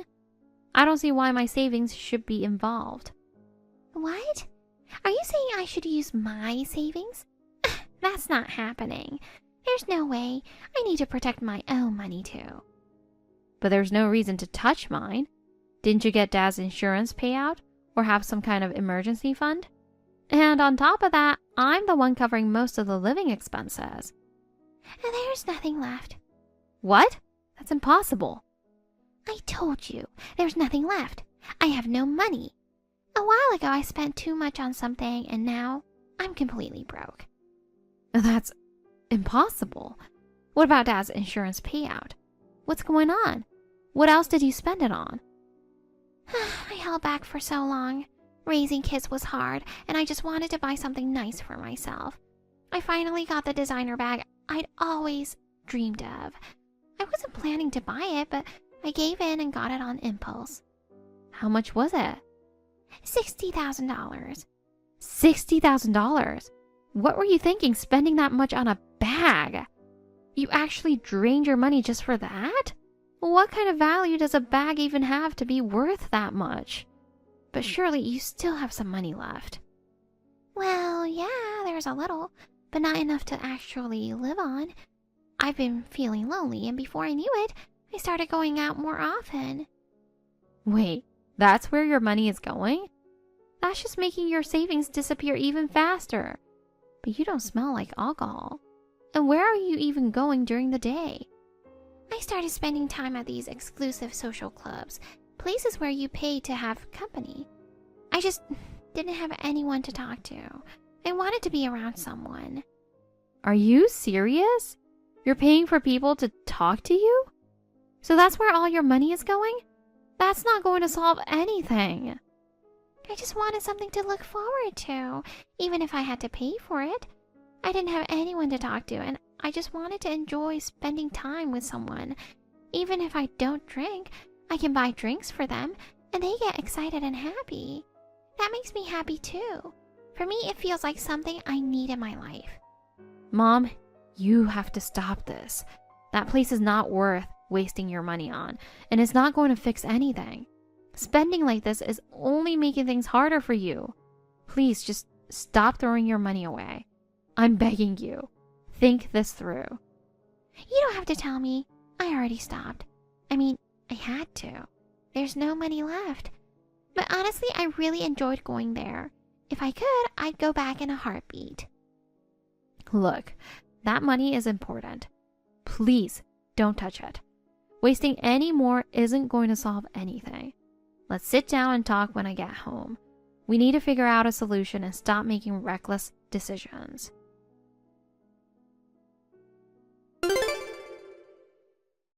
Hey, Mom, where are you? Does it really matter? I said we needed to have a talk once I got home. Talk about what? Mom, seriously? What are you even thinking? Mom, where are you? You took my cash card, didn't you? You don't even know my PIN, do you? So what? You'll just earn it all back anyway. No, I won't. Sure, I spent my money on bags and going out. But I'm saying your money should go to your brother's family. That's a way better use of it. I mean, yeah, better, maybe. My grandkids are still your nephews, aren't they? Don't you care about them? I haven't seen them in years. It's hard to feel connected when they're practically strangers. Oh my God. This is why single women only care about money. No wonder you've saved up so much. And what's wrong with that? At least I don't blow it like you do. Oh, excuse me? Then why don't you put it to good use? Hand over that $350,000 for Jacob's new house. If you refuse, I'll kick you out. Then I'll leave. What? I'd be glad to move out. I only stayed because I felt bad for you. Dad's gone and I didn't want you to be alone. But now I see that living with you is just making me miserable.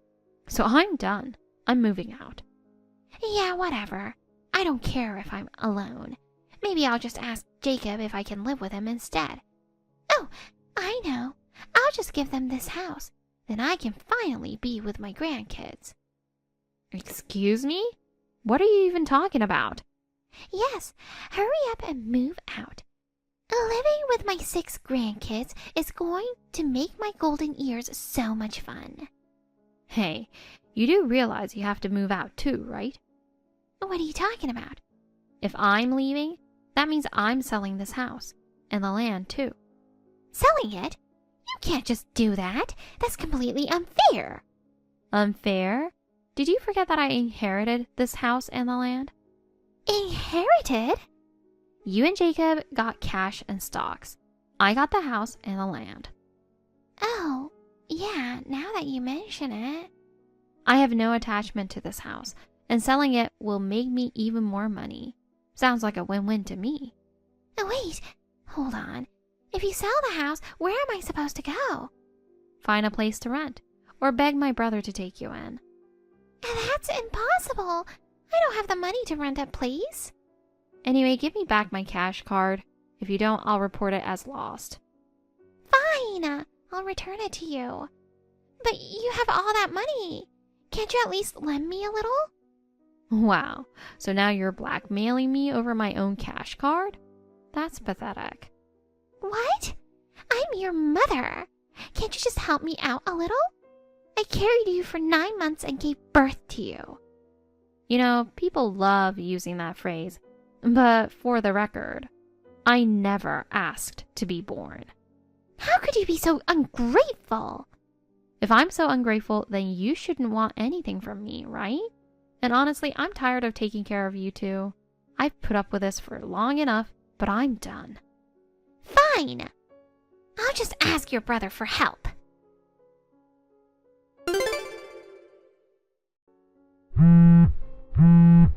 Grace, you won't even pick up the phone.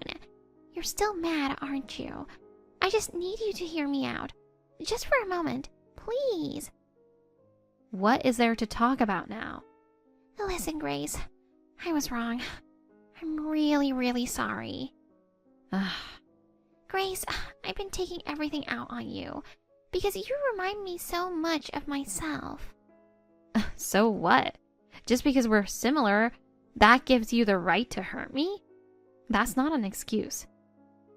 You're right. I know an apology won't fix this, but it's all I can do.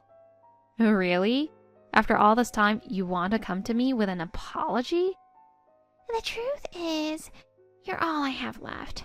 From now on, I want to give you the love I couldn't give you as a child. Will you give me a chance? What about Jacob? Men are useless for this. Their wives keep them on a tight leash. I gave him my all, and this is how it turns out.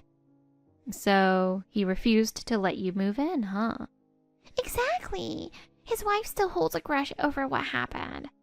That's it? You don't think Jacob had any complaints too? Well, actually, yeah. He said he hated how controlling I was. Everything I said was for his own good. But you were too controlling. You interfered with his friends, even complained to his teachers. Why not? I couldn't be at school myself, so the teachers should have taken responsibility. But it's not like he was being bullied. Forcing him to avoid a kid who got bad test scores? That was way too much. Well, a kid like that could have distracted him from his studies. Mom, are you really unaware of what happened to that kid? He runs a company now. He brings in $200 million a year. What? Of course, studying is important, but it's not everything. No way. Mom, you always acted like you were always right. But that's just not true. Both Jacob and I just want to be free from you. Oh, don't say that. That's too painful. I did my best to raise you both. I loved you both. Yeah, I believe that. But you didn't know how to love us. I know. And that's why I want you to forgive me. I'll do anything to make up for it. Neither of us wants that now. The only thing you can do, if you truly love us, is to let us go. No, I can't survive on my own. I have no savings, no job, and I'm in debt. Debt? What kind of debt? I owe money to that club. I couldn't pay my tab, so I just left it. You racked up a tab partying? That's your problem. Deal with it yourself. Where did I go so wrong? So that's it? Even if I beg you, you won't forgive me? No matter what you do or say, the damage you've done to us will never fully heal. You hurt us for too long. You spent 36 years hurting us. So why don't you spend the next 36 years apologizing? I won't even be alive that long. That's exactly my point. I'm starting the process to sell the house. You have 2 weeks to move out. Wait! I can't be homeless at my age. I have 2 kids, and neither of them will help me. That's because of your own actions. Please, Grace, don't abandon me. I'll change, I swear. I'll do anything. Just help me. At least give me a little more time. I really have nowhere to go. No, that's a situation you created. I'm done letting you control my life. 2 weeks later, my mother quietly left the house. I wondered how she could so easily walk away from the place she had depended on for so long, but she packed her things without resistance and even cleaned before she left. No one knows where she went after that. But a few weeks later, a debt collector showed up at my door, telling me that she had disappeared. She had skipped out on her tab from her nights out and even borrowed money from acquaintances. After losing her place and having no one to count on, she likely tried to find someone to help her. but when they turned their back, she had to take off. Lately, I've heard rumors that she's wandering the streets at night, desperately seeking help from old acquaintances. But unlike before, no one is willing to spoil her anymore. Everywhere she turns, she's met with cold rejection. It's pitiful to imagine, but I don't feel the slightest bit of sympathy. As for me, I've been living in peace. Life without my mother is quieter than I ever imagined, and the weight on my shoulders has lifted in ways I never expected. I can finally focus on work and, for the first time, truly enjoy my own time. Lately, I've been going out with friends more and even picked up a new hobby. I never realized how freeing it would be to live without constantly being dragged into the past. I'm going to keep appreciating my life from now on and won't let anyone take charge of it again. Hey, Autumn, I've been thinking. Maybe it's time I quit my job. What? Where's that coming from? You've only got a year left till retirement, right? What are you going to do if you quit now? I mean, haven't I worked enough already?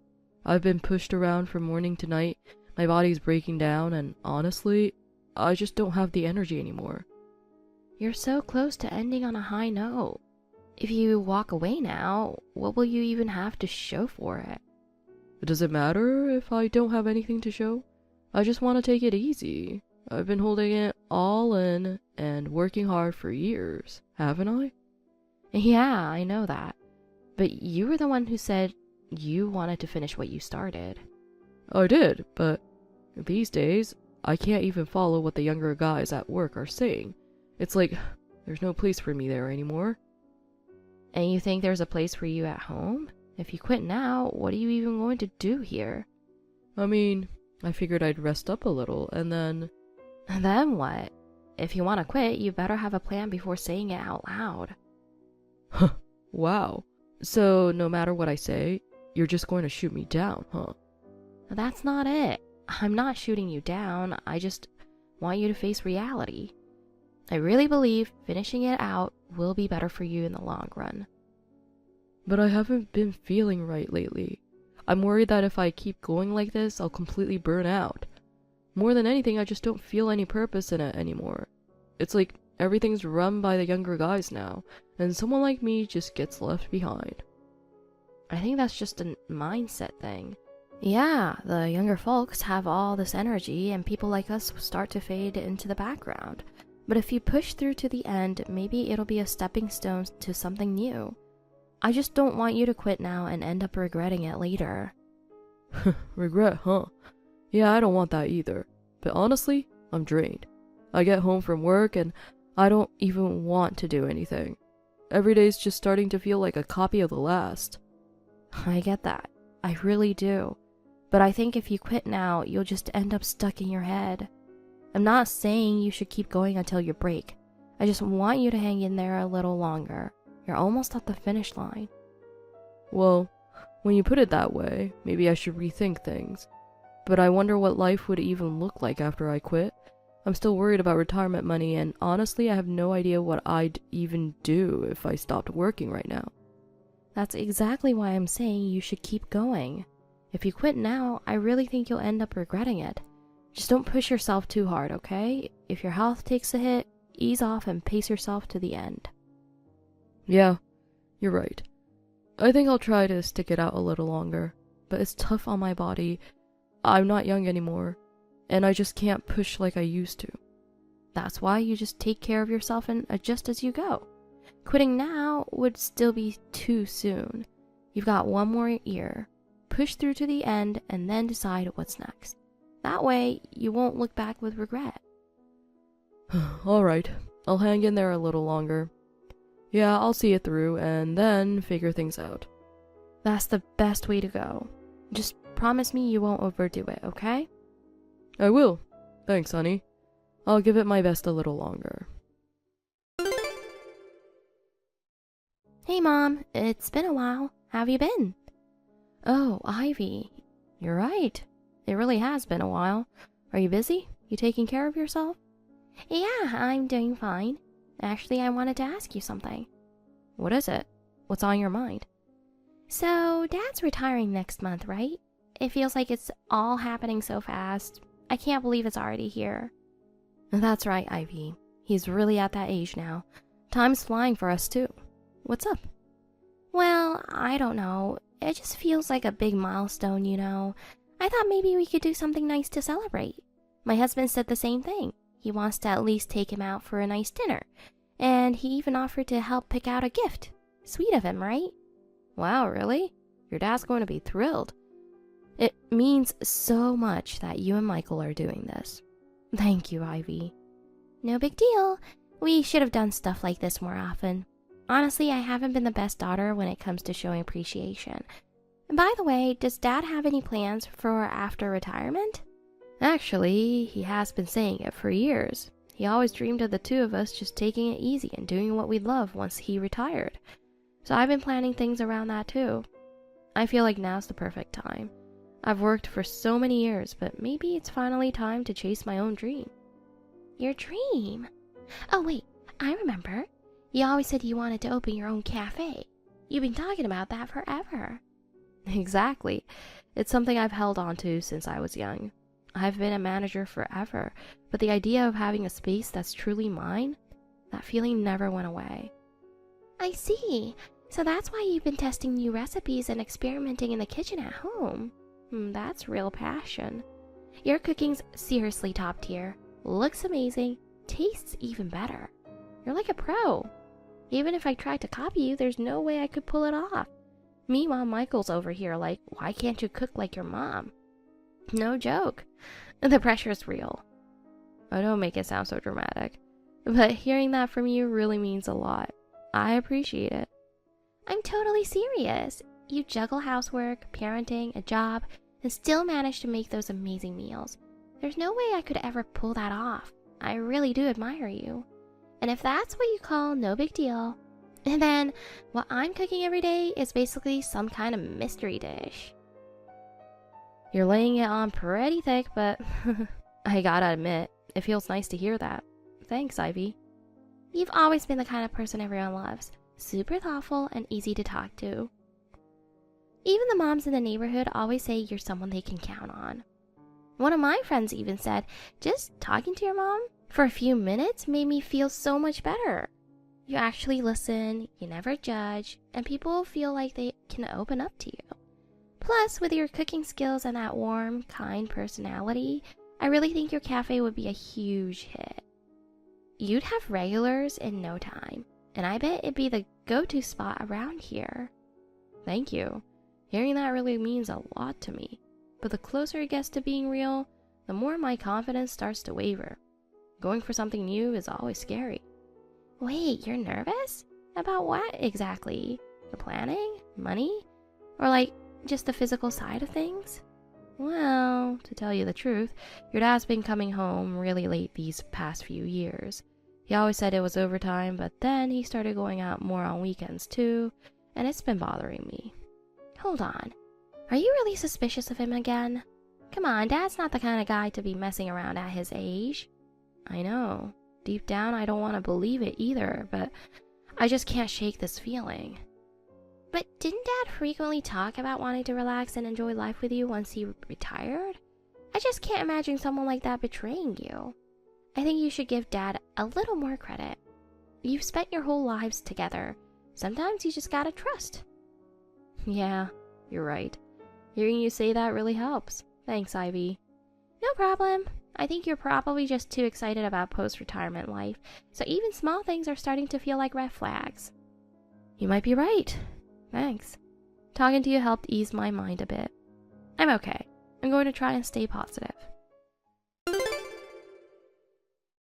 Julian, are you okay? I was getting worried. You didn't even text me. Yeah, I'm good. I was just getting ready to head home. Oh, I'm so glad you're okay. Julian, seriously, thank you for everything. And officially, congrats on your retirement. You worked so hard for this family for so many years, and I'm just really, really grateful. Now it's time to relax a little and enjoy life at your own pace. I mean that from the start. Oh, thanks. And I'm sorry about last night. The retirement party got a little out of hand and I missed the last bus. I couldn't even call. Guess I made you worry. But everyone came out just for me, and I was so happy. I kinda lost track and overdid it. That's okay. You deserved to be celebrated. Sounds like it was a great night. Well, anyway, I'm finally on my way home. And listen, there's something I want to talk to you about. Something important. Something I need to face head on. It's something I've been keeping inside for a long time, and I think it's finally time I told you. Something important? Is it about the cafe we talked about the other day? I actually started looking at some spaces and I found one that feels just right. It's in such a peaceful area. I really want you to come see it with me and help me decide. The location and terms are great, and I think it'd be perfect for the two of us to start something together. I've been getting excited thinking it could be the place where we begin our second chapter. Oh, no, it's not about that. What I want to talk about is something a lot bigger. I mean, I want a divorce. I know it's sudden and it'll shock you, but I've wanted to be on my own for a long time. Wait, divorce? I actually decided I'd divorce you long before I retired. What? Divorce? What are you even saying? How did we get here? You never once acted like something was wrong. Did I do something that hurt you without realizing it? If you told me, I would have listened. I would have worked on it. No, it's not that. It's not about you doing anything wrong. It's just that we've been married for 41 years now, right? Through all that time I worked, we kept the house running, we raised Ivy, and somewhere along the way I realized I've never had time that was truly mine. It's like my heart just got tired. But isn't that just part of life? I always thought marriage was about supporting each other and getting through things together. Isn't sharing the highs and the lows what makes life meaningful? We made it this far together, and I thought now was finally our real beginning. That's why I feel like I've already done my part.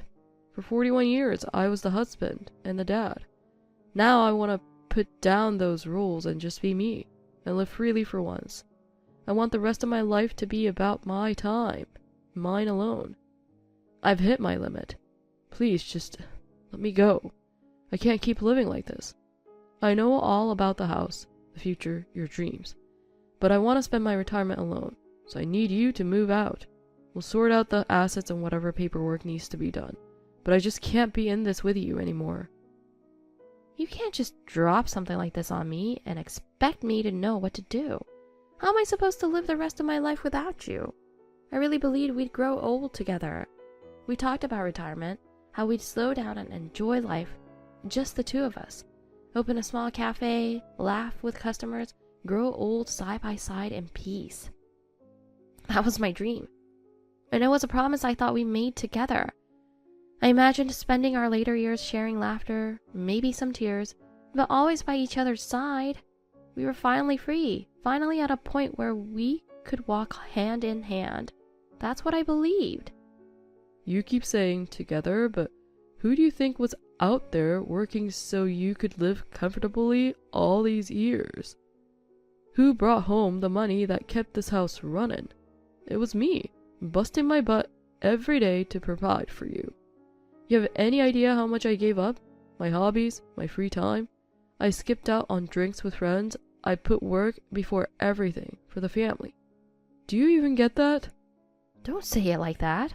I woke up early every day for you, took care of the house, raised our daughter, and still held down a job.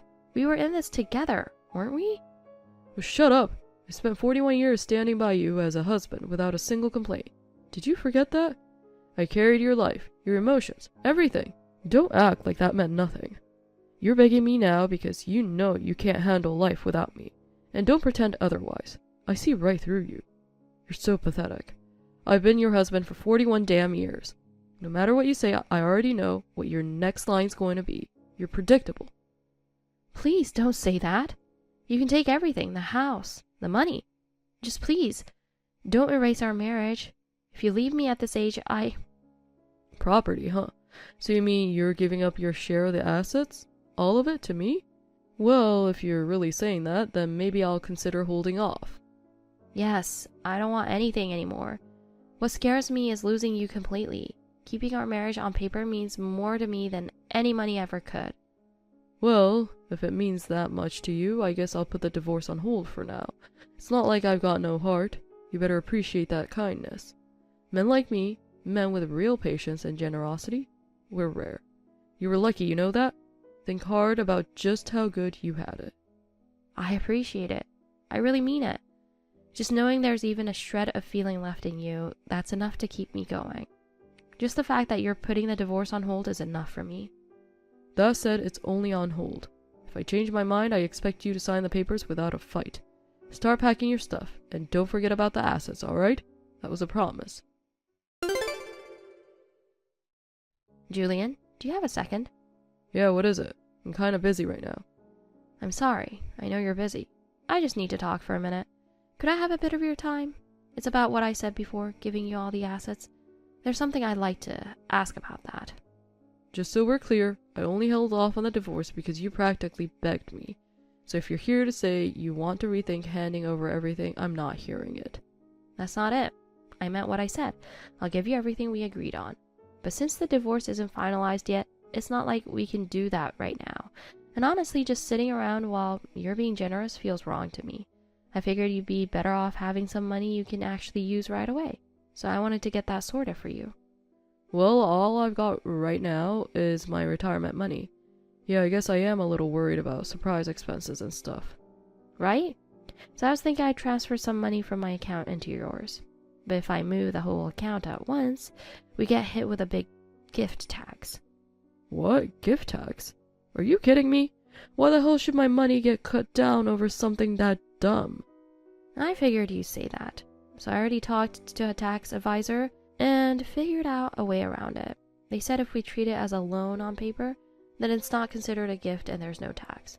A loan? Why the hell would I need to borrow money from you? That doesn't sit right with me at all. Of course, it's just for appearances. It doesn't mean anything legally and it won't cost you a thing. It's just a way to get you the money faster without paying taxes. Well, I guess that's better than throwing money away for no reason. Also, while we're at it, I thought we could go ahead and organize the asset division too. Since I'm moving some of my funds, we'll need to recalculate everything. It's just part of making sure you get your share as soon as possible, so it shouldn't be a problem. Do whatever you want. Doesn't matter anyway. It's all going to be mine in the end. And just so we're clear, what happens to this whole marriage thing you're so desperate to cling to? That's my call, not yours. Got it? Yeah, that's fine. To me, what matters way more than the money is still being connected to you as husband and wife. Then we've got no problem. Thank you. Might be a bit of a hassle, but would you mind signing a few forms for the paperwork? There are some documents I can't move forward on without your approval. I can't do it alone. Oh man, what a headache. But whatever. Just make sure you have everything ready, alright? And let me be clear. If you try to pull any tricks on me, we're getting divorced on the spot. So don't screw around, you got that? Dad, hey, I really need to talk to you. It's urgent. Do you have a minute? Ivy? Why are you in such a rush? What's going on? Dad, has Mom talked to you about money lately? Like a lot? What's this about, Ivy? Yeah, she's mentioned it, so what? I knew it. Dad, did you already sign anything? Yeah, I did. Oh no, she was actually serious about it. Hey, can someone explain to me what the hell's going on? Talk to me straight. Okay, so the whole giving you all the assets thing Mom said, that was a lie. What? That can't be right. She actually transferred money from her account into mine. I don't know all the details, but I'm pretty sure it was a trap. A trap? How? I don't know exactly, but she told me herself. She said she'd never forgive you for abandoning her, and that she wanted my help to set you up. Even if that's true, you've always been closer to her than to me, right? So why are you turning on her now? Sounds pretty suspicious to me.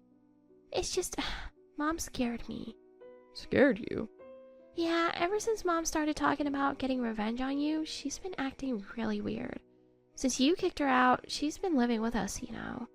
And now she's trying to force Michael and even my kid to help her.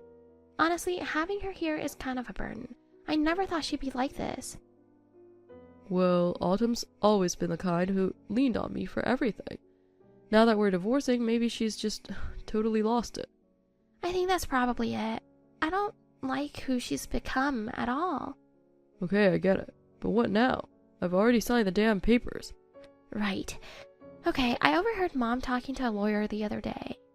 What? She hired a lawyer? Yeah, looks like she's dead serious about this. And from what I could gather, the money sitting in your account, it's apparently still under her name. What? Under her name? So that means... Yeah. If you don't do something, she can take all of it back later.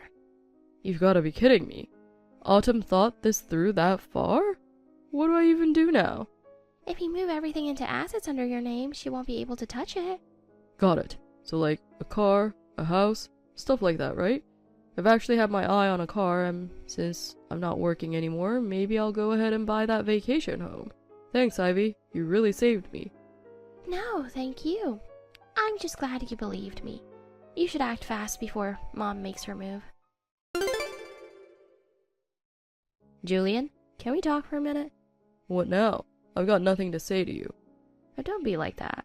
Please, just calm down. I really want you to hear me out. Julian, deep down, I still believe there's a chance we could fix this. I don't want a divorce, not really. But are you really saying there's no going back for you? Is there really nothing I can do anymore? It's obvious. I finally figured out what kind of person you really are. I made up my mind. I'm divorcing you, no hesitation. What do you mean? I haven't changed at all. But if we wait until after the divorce, it'll be too late. Please realize that before it is. I won't regret it for a second. If anyone's going to regret this, it's you. I can promise you that. I already do, because even now I still want to be with you. I never wanted this divorce. That sad face, those words. You really think I haven't figured out they're all an act by now? You can't fool me anymore. I know you've been stalling the divorce just so you could squeeze every last dollar out of me. Stop. Don't say something that awful. And do you really believe I'd do something like that? Please, just trust me. More importantly, I wanted to talk about the divorce paperwork. I think we should handle this like adults. There it is again, trying to change the subject, just to twist things back into something that works in your favor, right? I wasn't trying to change the subject, but even if I were, what does that prove? That alone doesn't mean I'm trying to set you up, does it? You can't just go off on your own assumptions. Nope, it does prove something. You know how many years I was married to you? I've got all your habits memorized. You've always done that thing. Whenever something doesn't go your way, you pivot the conversation. You've never changed. I told you before, didn't I? Your shallow little games are completely see-through now. I can read you like a book. Every move, every line. Wait, no. Ivy? Did Ivy say something to you? No way. Don't tell me. Oh, I'm telling you. Your own daughter finally spilled everything. She told me exactly what you were planning. Every last detail. All the cash you moved, already converted into a vacation home and a luxury car. In my name. Totally locked in. Those accounts with your name on them might as well be empty. So, all your little schemes down the drain. No. This can't be. I had no idea you'd gone this far. Too bad. Looks like I was 10 steps ahead the whole time. Come on, just sign the divorce papers already. At this point, no matter what I say or do, it's all pointless, isn't it? I just wanted you to regret this, even just a little. I wanted you to feel the pain of walking away from me, but I guess that won't happen now. Turns out you're the one left with regrets. You lost everything, and now you're walking away with nothing. Bye, loser. No money, no house, not even your daughter on your side. Enjoy scraping by in your lonely old age, all on your own. Bye now. Can't wait to see what happens next. What? Hey, what the hell is going on? None of this makes any sense. What's wrong? Why are you so worked up? Explain it to me, in a way I can actually understand. Calm down. What the hell is this? I just got a message from a lawyer out of nowhere, and now I'm completely thrown. What the hell is happening, Autumn? Oh, come on. No need to freak out like it's the end of the world. Did something happen that's got you worried? Something happened? Are you seriously playing dumb right now? Who else could it be but you? I got a formal notice from a lawyer telling me to pay back the money I borrowed. Are you kidding me? This is basically fraud. Fraud? What are you talking about? We signed a formal loan agreement, remember? You even put your signature on the paperwork. I'm pretty sure it clearly said the repayment deadline was 30 days after the transfer.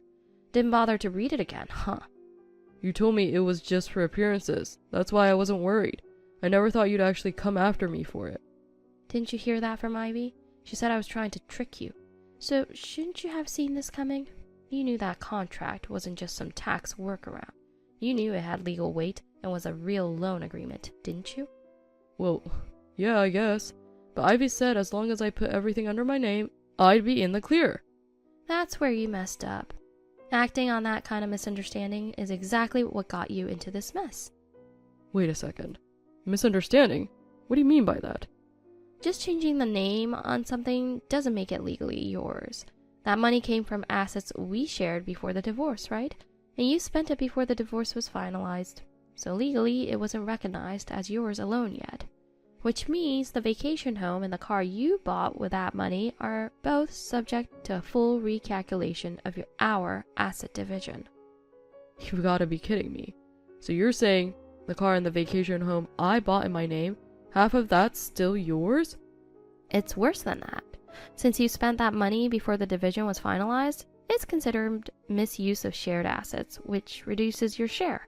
So when we split things now, it won't be a clean 50-50. It'll be recalculated in a way that favors me. Get yourself prepared. That's insane! You said you promised you'd give me everything.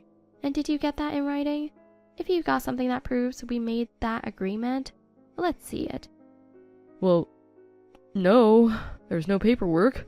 But you said it. You said it yourself. Verbal promises don't count as proof, which means you've got no legal way to prove it, right? I only transfer the money into your name temporarily. I never really intended to hand it all over. And if I say I was just saying that, then that's the end of it. Even if you try to sue me, I'd have a much better chance of winning. Face reality, Julian. You've got to be kidding me. So now I'm just the idiot who got played? This is so damn unfair. Unfair? What are you even talking about? I haven't done anything illegal. Every single step I took was by the book. The loan agreement, the recalculated asset division, you agreed to all of it. You signed off on everything. Sure, that loan might increase your debt and make things tougher financially, but it's all laid out in the contract you agreed to. This isn't how it was supposed to go. I never thought I'd end up backed into a corner like this. My life might actually be over. I'll be taking back every last cent. Don't worry. And that house, it's marital property, so yeah, you'll be giving that up soon too. Oh, and one more thing. As long as that loan contract's still active, you got a legal debt hanging over your head. Congrats. Funny, isn't it? You thought you were walking away clean after the divorce, but you're the one stuck with all the regrets. Life's got a real sense of humor. Hey, Ivy, what the hell is going on? You knew something, didn't you? Dad, what's up? You're freaking out a little there. What's up? Are you serious right now? You've got some nerve.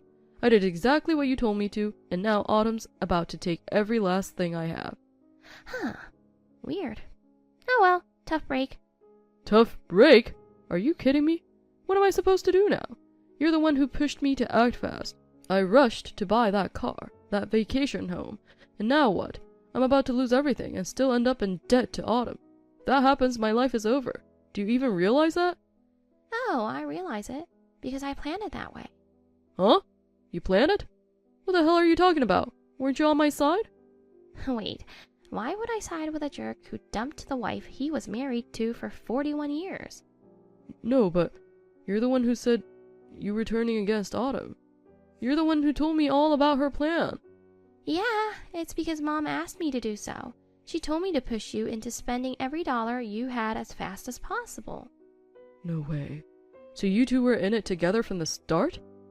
Duh! You said it yourself, remember? That I've always been closer to Mom than you. So why would I ever betray her and take your side? Unbelievable. Why would you do this to me? All I did was get divorced after retirement. I didn't do anything that deserved this. Wow, you still think you can hide it, huh? Hide what? You've been having an affair, haven't you? For years now. What? You were planning to divorce Mom, wait a little while, and then marry your mistress, right? How do you even know about that? Mom suspected you were cheating for a long time, but she didn't have proof. And I kept trying to reassure her, telling her you'd never do that. But the second you brought up divorce right after retirement, she knew. So she dragged out the process while launching a full investigation, and guess what? She was right. So all of this, it wasn't just about taking my money. She needed time to investigate me, and she used the whole financial mess as a distraction, right? She was running both plans at the same time, perfectly in sync. And you never noticed because you were too busy trying to protect your cash. No way. So this whole time, it was all part of Autumn's plan? Have I been following her lead the whole time? Exactly. And by the way, Mom already met with your mistress. They made a deal. Mom will not go after her if she agrees to cut ties with you completely. What? Are you serious? So I don't have anyone on my side now? Well, congrats. You're finally free from your family, just like you wanted. Autumn, I need to talk to you. Oh, and what would you need from me? Please, forgive me. I'm done. I give up. Wow, you're sounding awfully humble today. It's all my fault. Please, help me. Oh, come on. Don't get all pathetic now. This is where it really starts. Starts?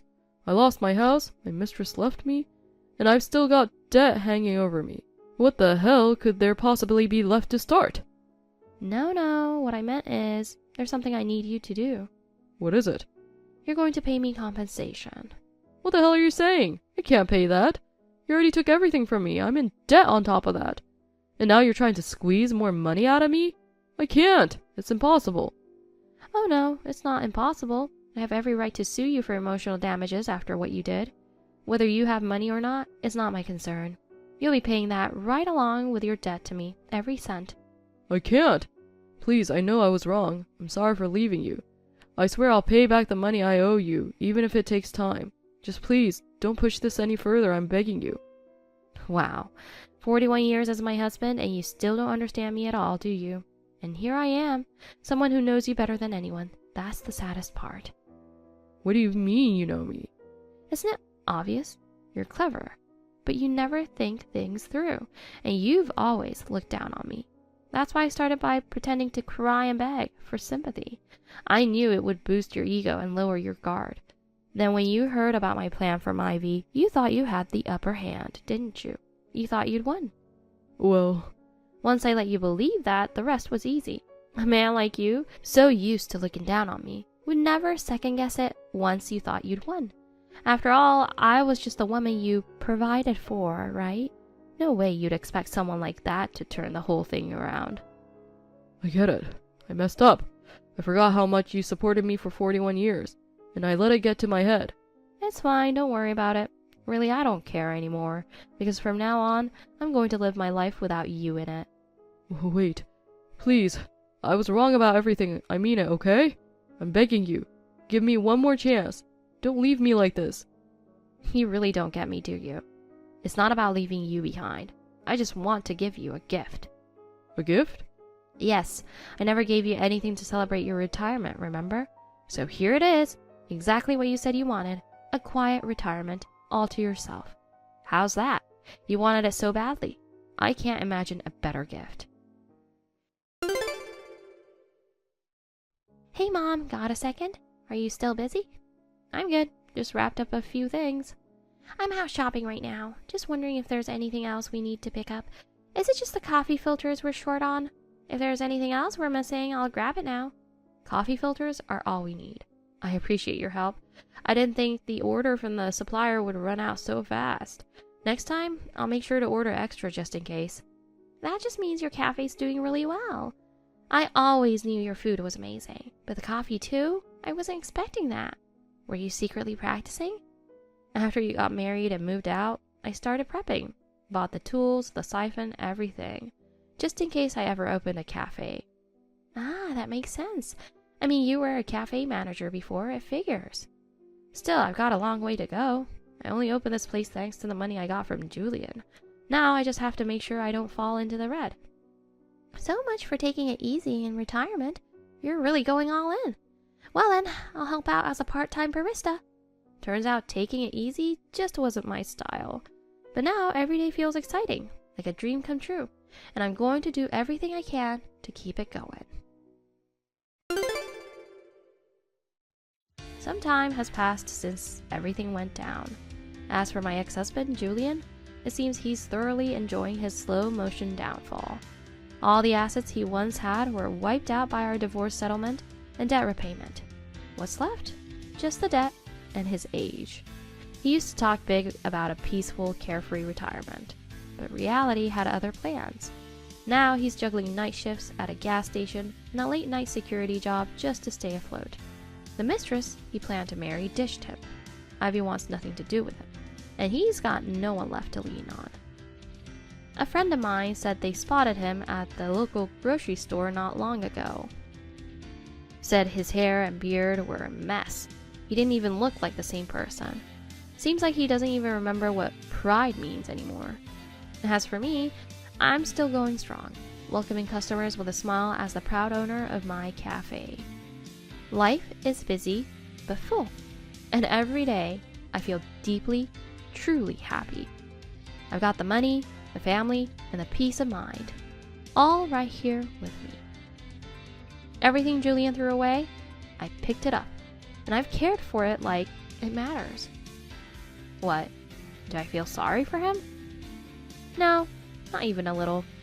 When I think about all the tears I cried over the years, there's no room for sympathy. If anything, I'm simply, quietly satisfied that life balanced the scales. This is super urgent, so you help me out, right? Huh? Urgent? What happened? Did something happen? I'm really in trouble. Can you lend me just $1,000? What? $1,000? Wait a second. You can't just drop that on me out of nowhere.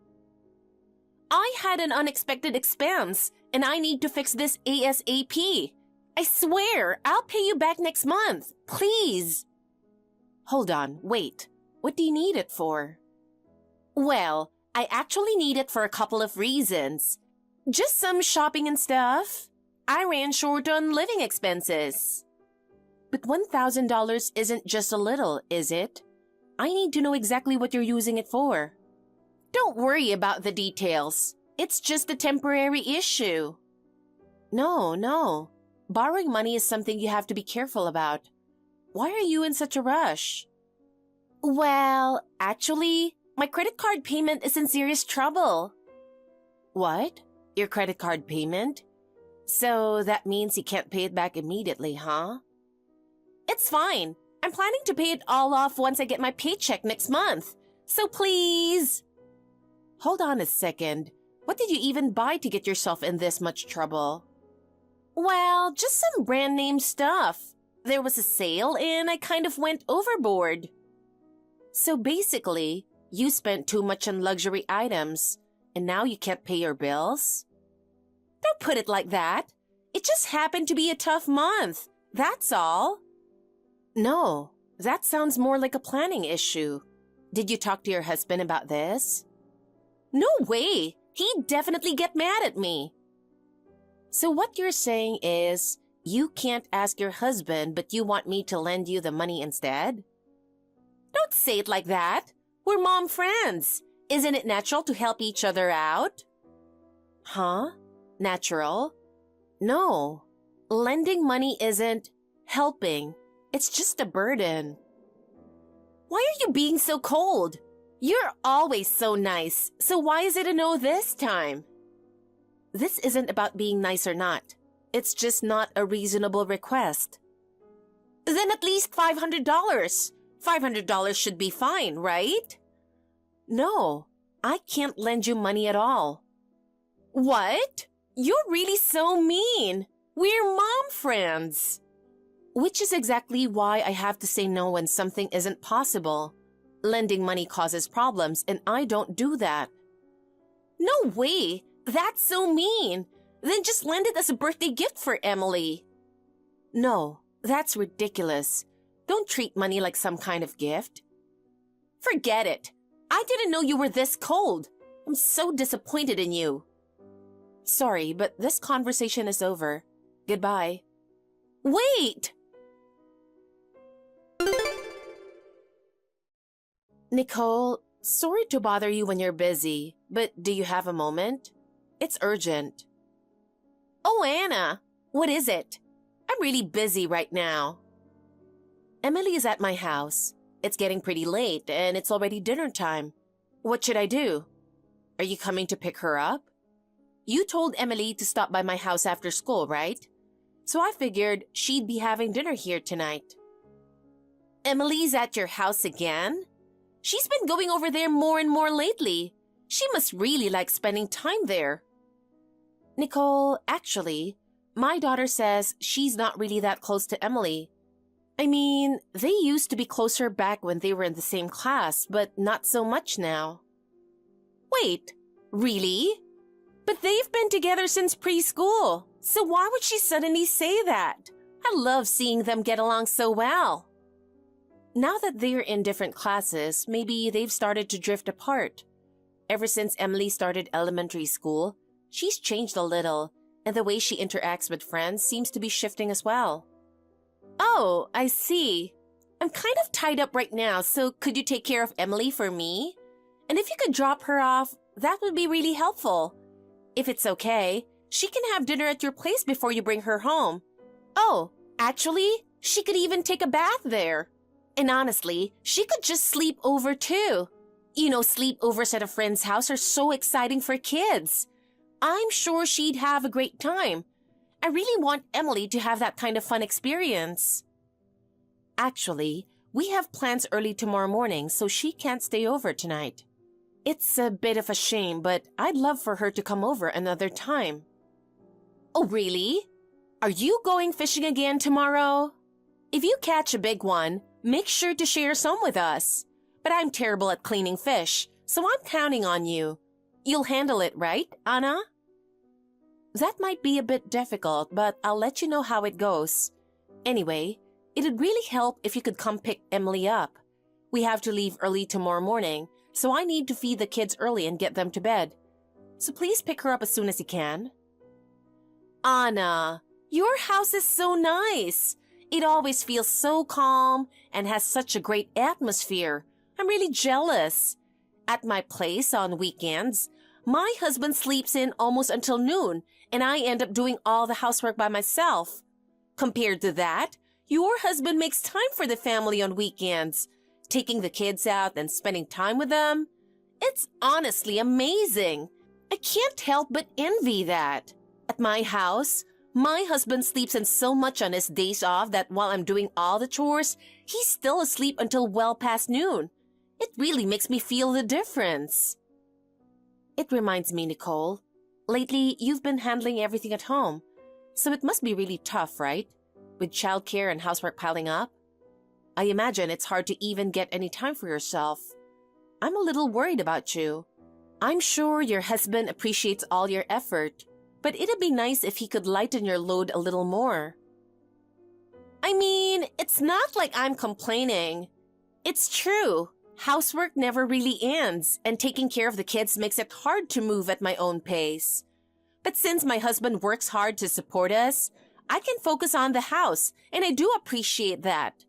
Still, being at home all the time can feel suffocating, and sometimes I just want a little break. Oh no, I totally forgot. I have guests right now. I need to take care of them. Anna, I'm counting on you to watch Emily. I'll be back as soon as I'm done with them.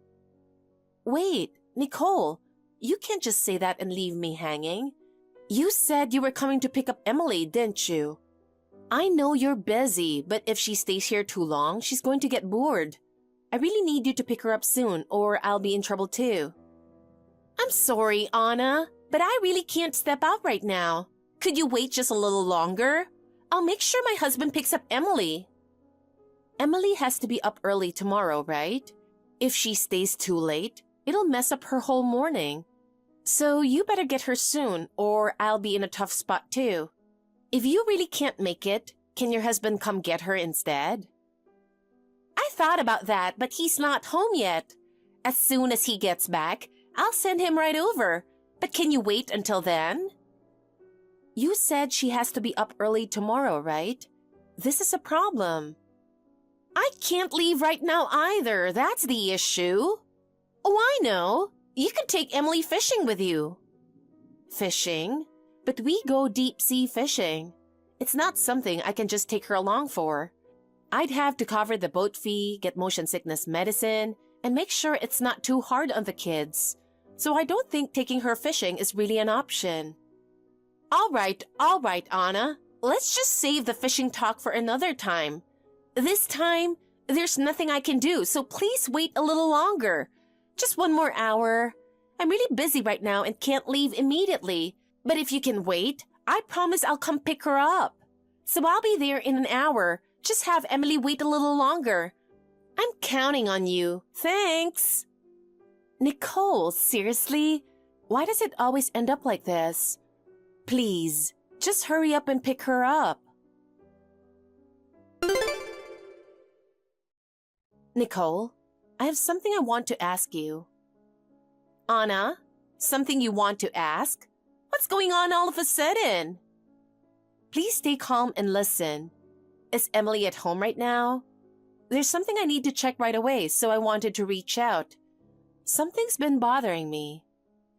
Oh, she just got back a little while ago. Did Emily bring anything home as a gift? Did a friend give her something? It's been on my mind. Huh? A gift? Did someone give her something? She just came home like normal. Did something happen? She hasn't been over here today. Oh, I see. Actually, I just got word that someone made a very expensive purchase at the shopping mall near the park, and it was billed to the credit card that Emily probably used. What? What do you mean? The mall by the near park?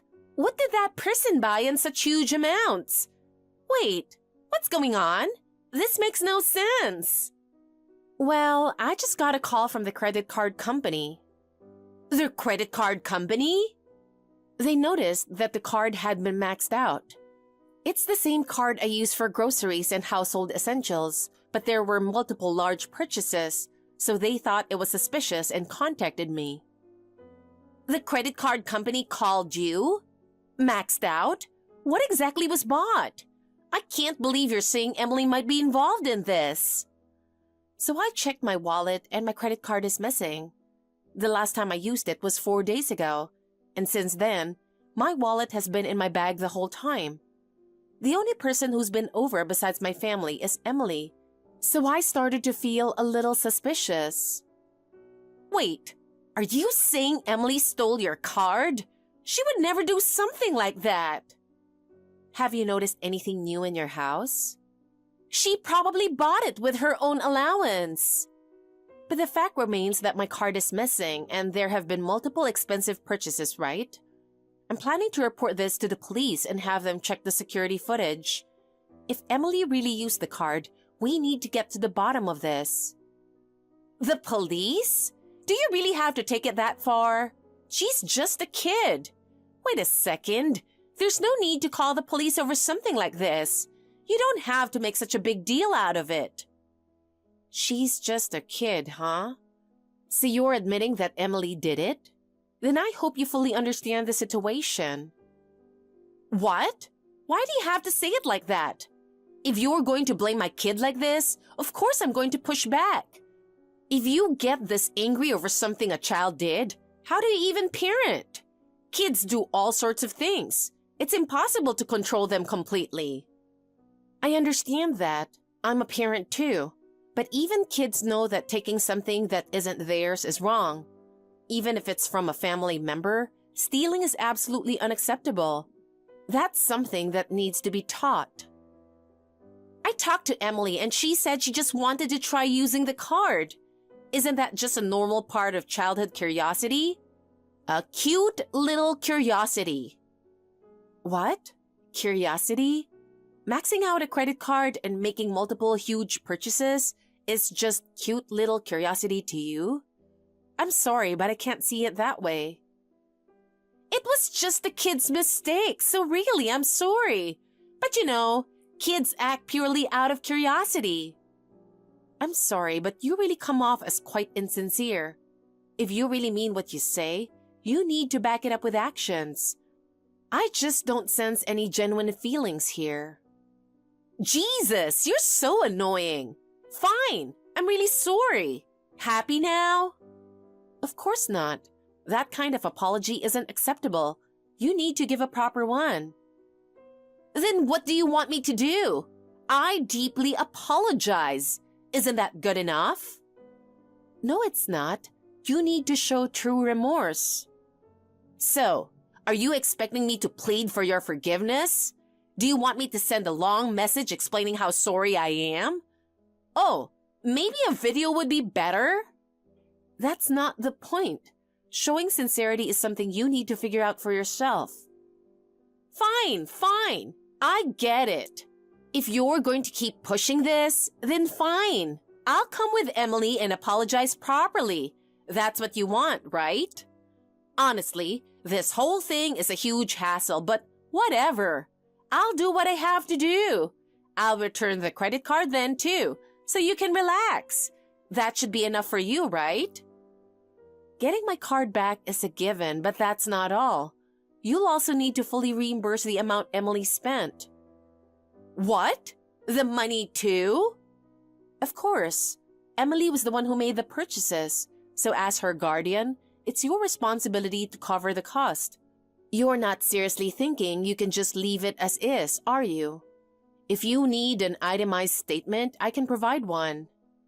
Gosh, whatever. I don't need to see that. I already get it. But wait a second. I'm a stay-at-home mom. I don't have that kind of money ready to go. Let me talk to my husband first. I can't handle this on my own.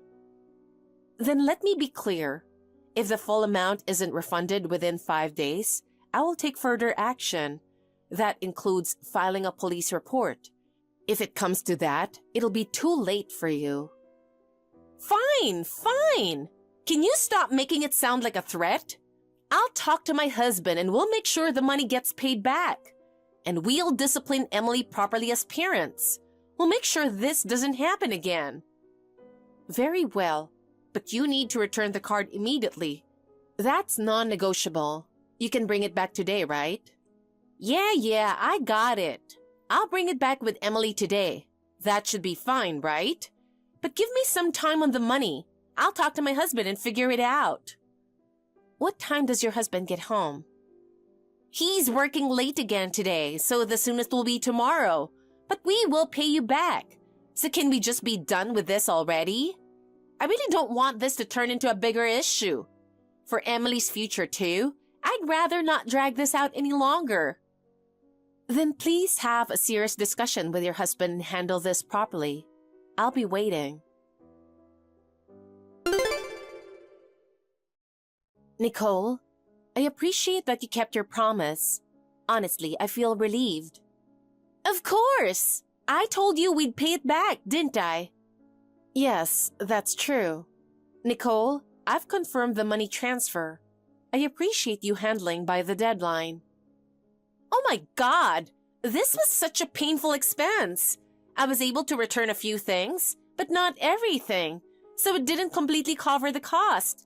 A huge amount of money just disappeared, so we'll have to cut back on eating out and go into full-on savings mode for a while.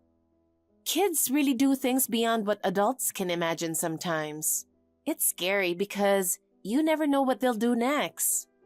Seriously, I never in my wildest dreams thought my kid would go on a shopping spree with a stolen credit card. And she even tried to max it out. As a parent, that's a huge shock. Kids can be super curious, and that can be a bit scary sometimes. But I really believe she had no bad intentions. It was just a kid's mistake, so let's just forgive and move on. Well, adult infidelity is scary too, don't you think? Huh? Infidelity? Wait, what are you talking about? Oh? Why do you sound so shocked? You're not seriously playing dumb, are you? Of course I'm talking about your cheating, Nicole. Wait a minute. Me? Cheating? That's ridiculous.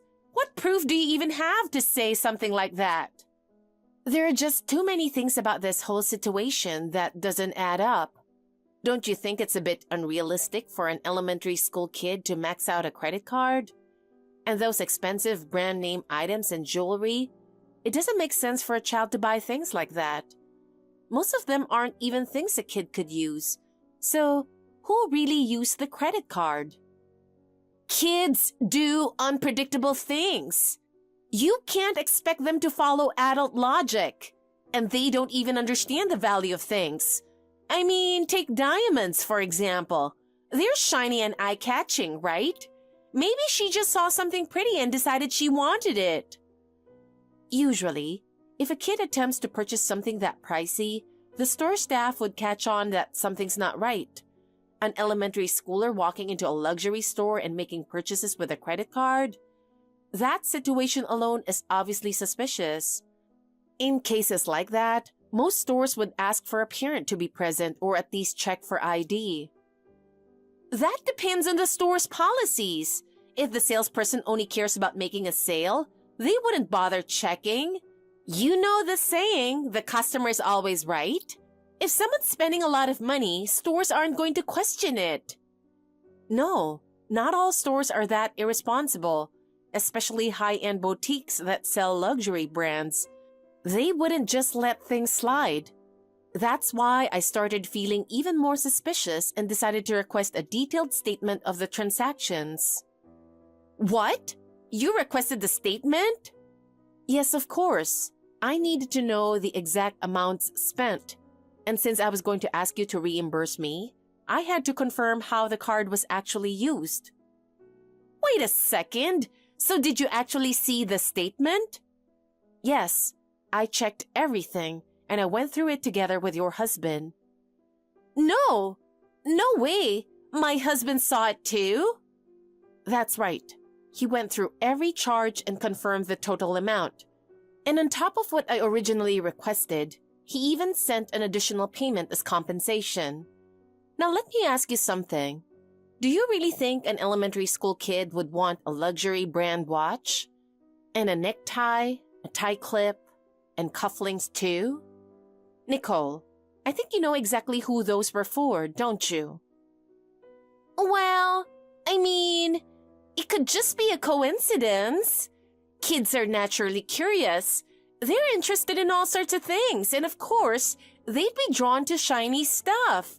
That's why she just used your credit card and bought whatever caught her eye. It's that simple. Are you seriously saying that? Because the actual purchases were a luxury brand watch, a tie, and cufflinks. It's hard to believe an elementary school kid would be interested in things like that. So let me just get straight to the point. You bought them for your affair partner, didn't you? Excuse me? Wait a second. You don't have any proof of that. You really think so? Because if we check the security footage from the store, we can easily see who actually used the card, don't you think? There's no need for that. I already paid you back. And I returned the card, didn't I? So shouldn't this whole thing just be over already?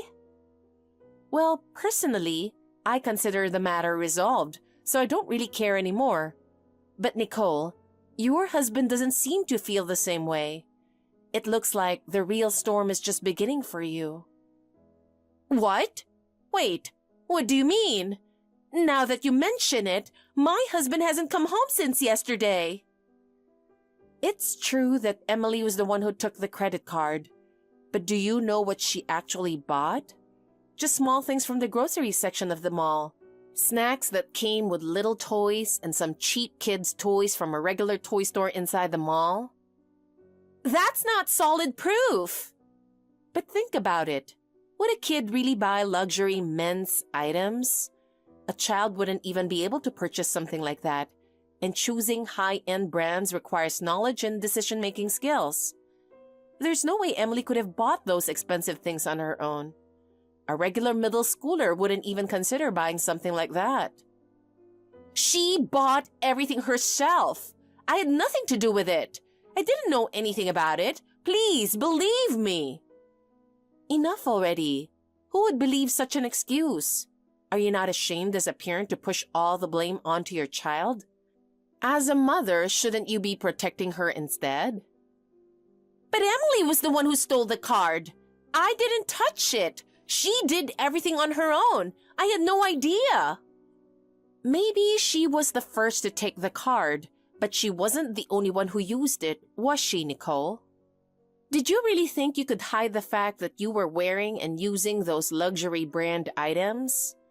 Your husband is currently visiting each store, explaining the situation and gathering statements from the employees. He's verifying exactly how these purchases were made. Wait a minute! No way! He's actually doing that? So everything's going to come out? Yes, and he's also considering divorce. He's taking this whole situation very seriously. Divorce? No way! That's way too sudden. Hold on a second. And your husband also said he'll be sending you the bill for all the purchases he initially covered. You'll be responsible for every penny he overlooked before, too. Wait, no!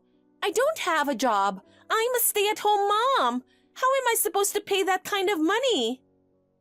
Well, getting a job would solve everything. Instead of staying home all day, why don't you try earning your own money? This is just the consequence of taking the easy way out for so long. No way! I definitely don't want to do that. Why should I have to go through something like this? I knew you'd say that. You had all the time in the world to enjoy yourself as a stay-at-home mom.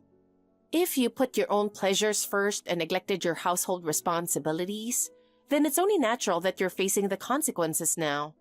Besides, being a stay-at-home wife is probably what gave you the free time to have an affair in the first place, right?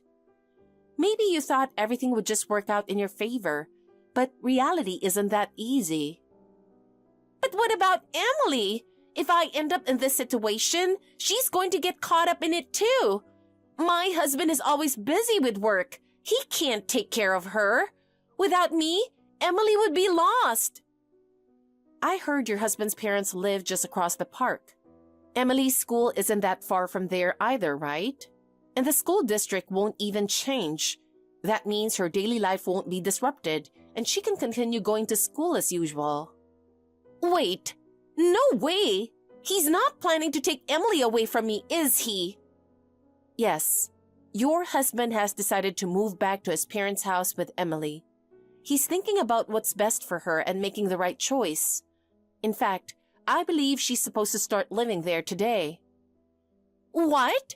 But I thought Emily was at your house. She's always gone there before. No, she's not here. This time, your husband made the decision himself. No! She's my daughter, and now decisions about her are being made behind my back? I also made sure to tell your husband about how often Emily has been staying at my place. Unfortunately, given both financial and educational factors, he decided that living with his parents would be much better for Emily. As a parent, isn't it only natural to prioritize your child's future? No way! Am I really getting divorced? This can't be true. He wouldn't actually go through with it, right? I've already received the money and the card back, so from now on, our relationship is over. From this point on, please speak directly with your husband. I won't be involved anymore. Your husband said he would speak to you himself. Wait, no! You can't just leave it like this. You're supposed to be on my side. We've talked about so many things before.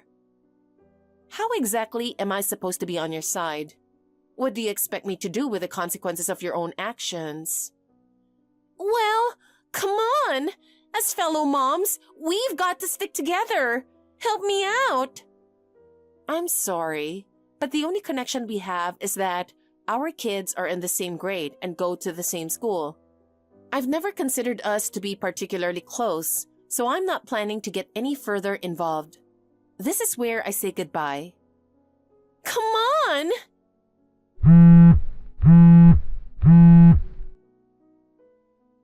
Please, I'm begging you, don't abandon me. Help me.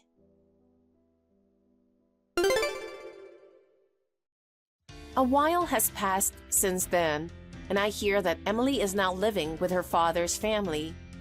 She's growing into a well-behaved child, surrounded by the love of her grandparents. She's even in the same class as my daughter now, and they sometimes hang out together. She doesn't push her way into places like she used to. It really makes me realize how important family environments are. As for Nicole, her divorce from her husband has been finalized, and I heard she's now back at her parents' house. However, it's nothing like her former luxurious stay-at-home life. She's working hard every day. I should say she has to work hard. I've heard she's slowly paying off the alimony, child support, and the items her husband had to cover for her. Her current job is at a supermarket cashier. She used to proudly say, "I'm the type of person who stands in line in front of the cash register," but now she's behind it, counting loose change. Apparently, she's not suited for customer service as she frequently gets complaints. Well, it seems like the consequences of living without considering others are catching up with her. What's even more surprising is that I've heard Nicole has started avoiding certain people recently. She used to boast about how wide her network of mom friends was, but now, when she runs into people in town, she hurriedly walks away with an awkward look on her face. Talk about getting what she deserves. As for me, I plan to continue enjoying happy days with my family. Thank you for watching. Please rate the video and subscribe to our channel. See you in the next video.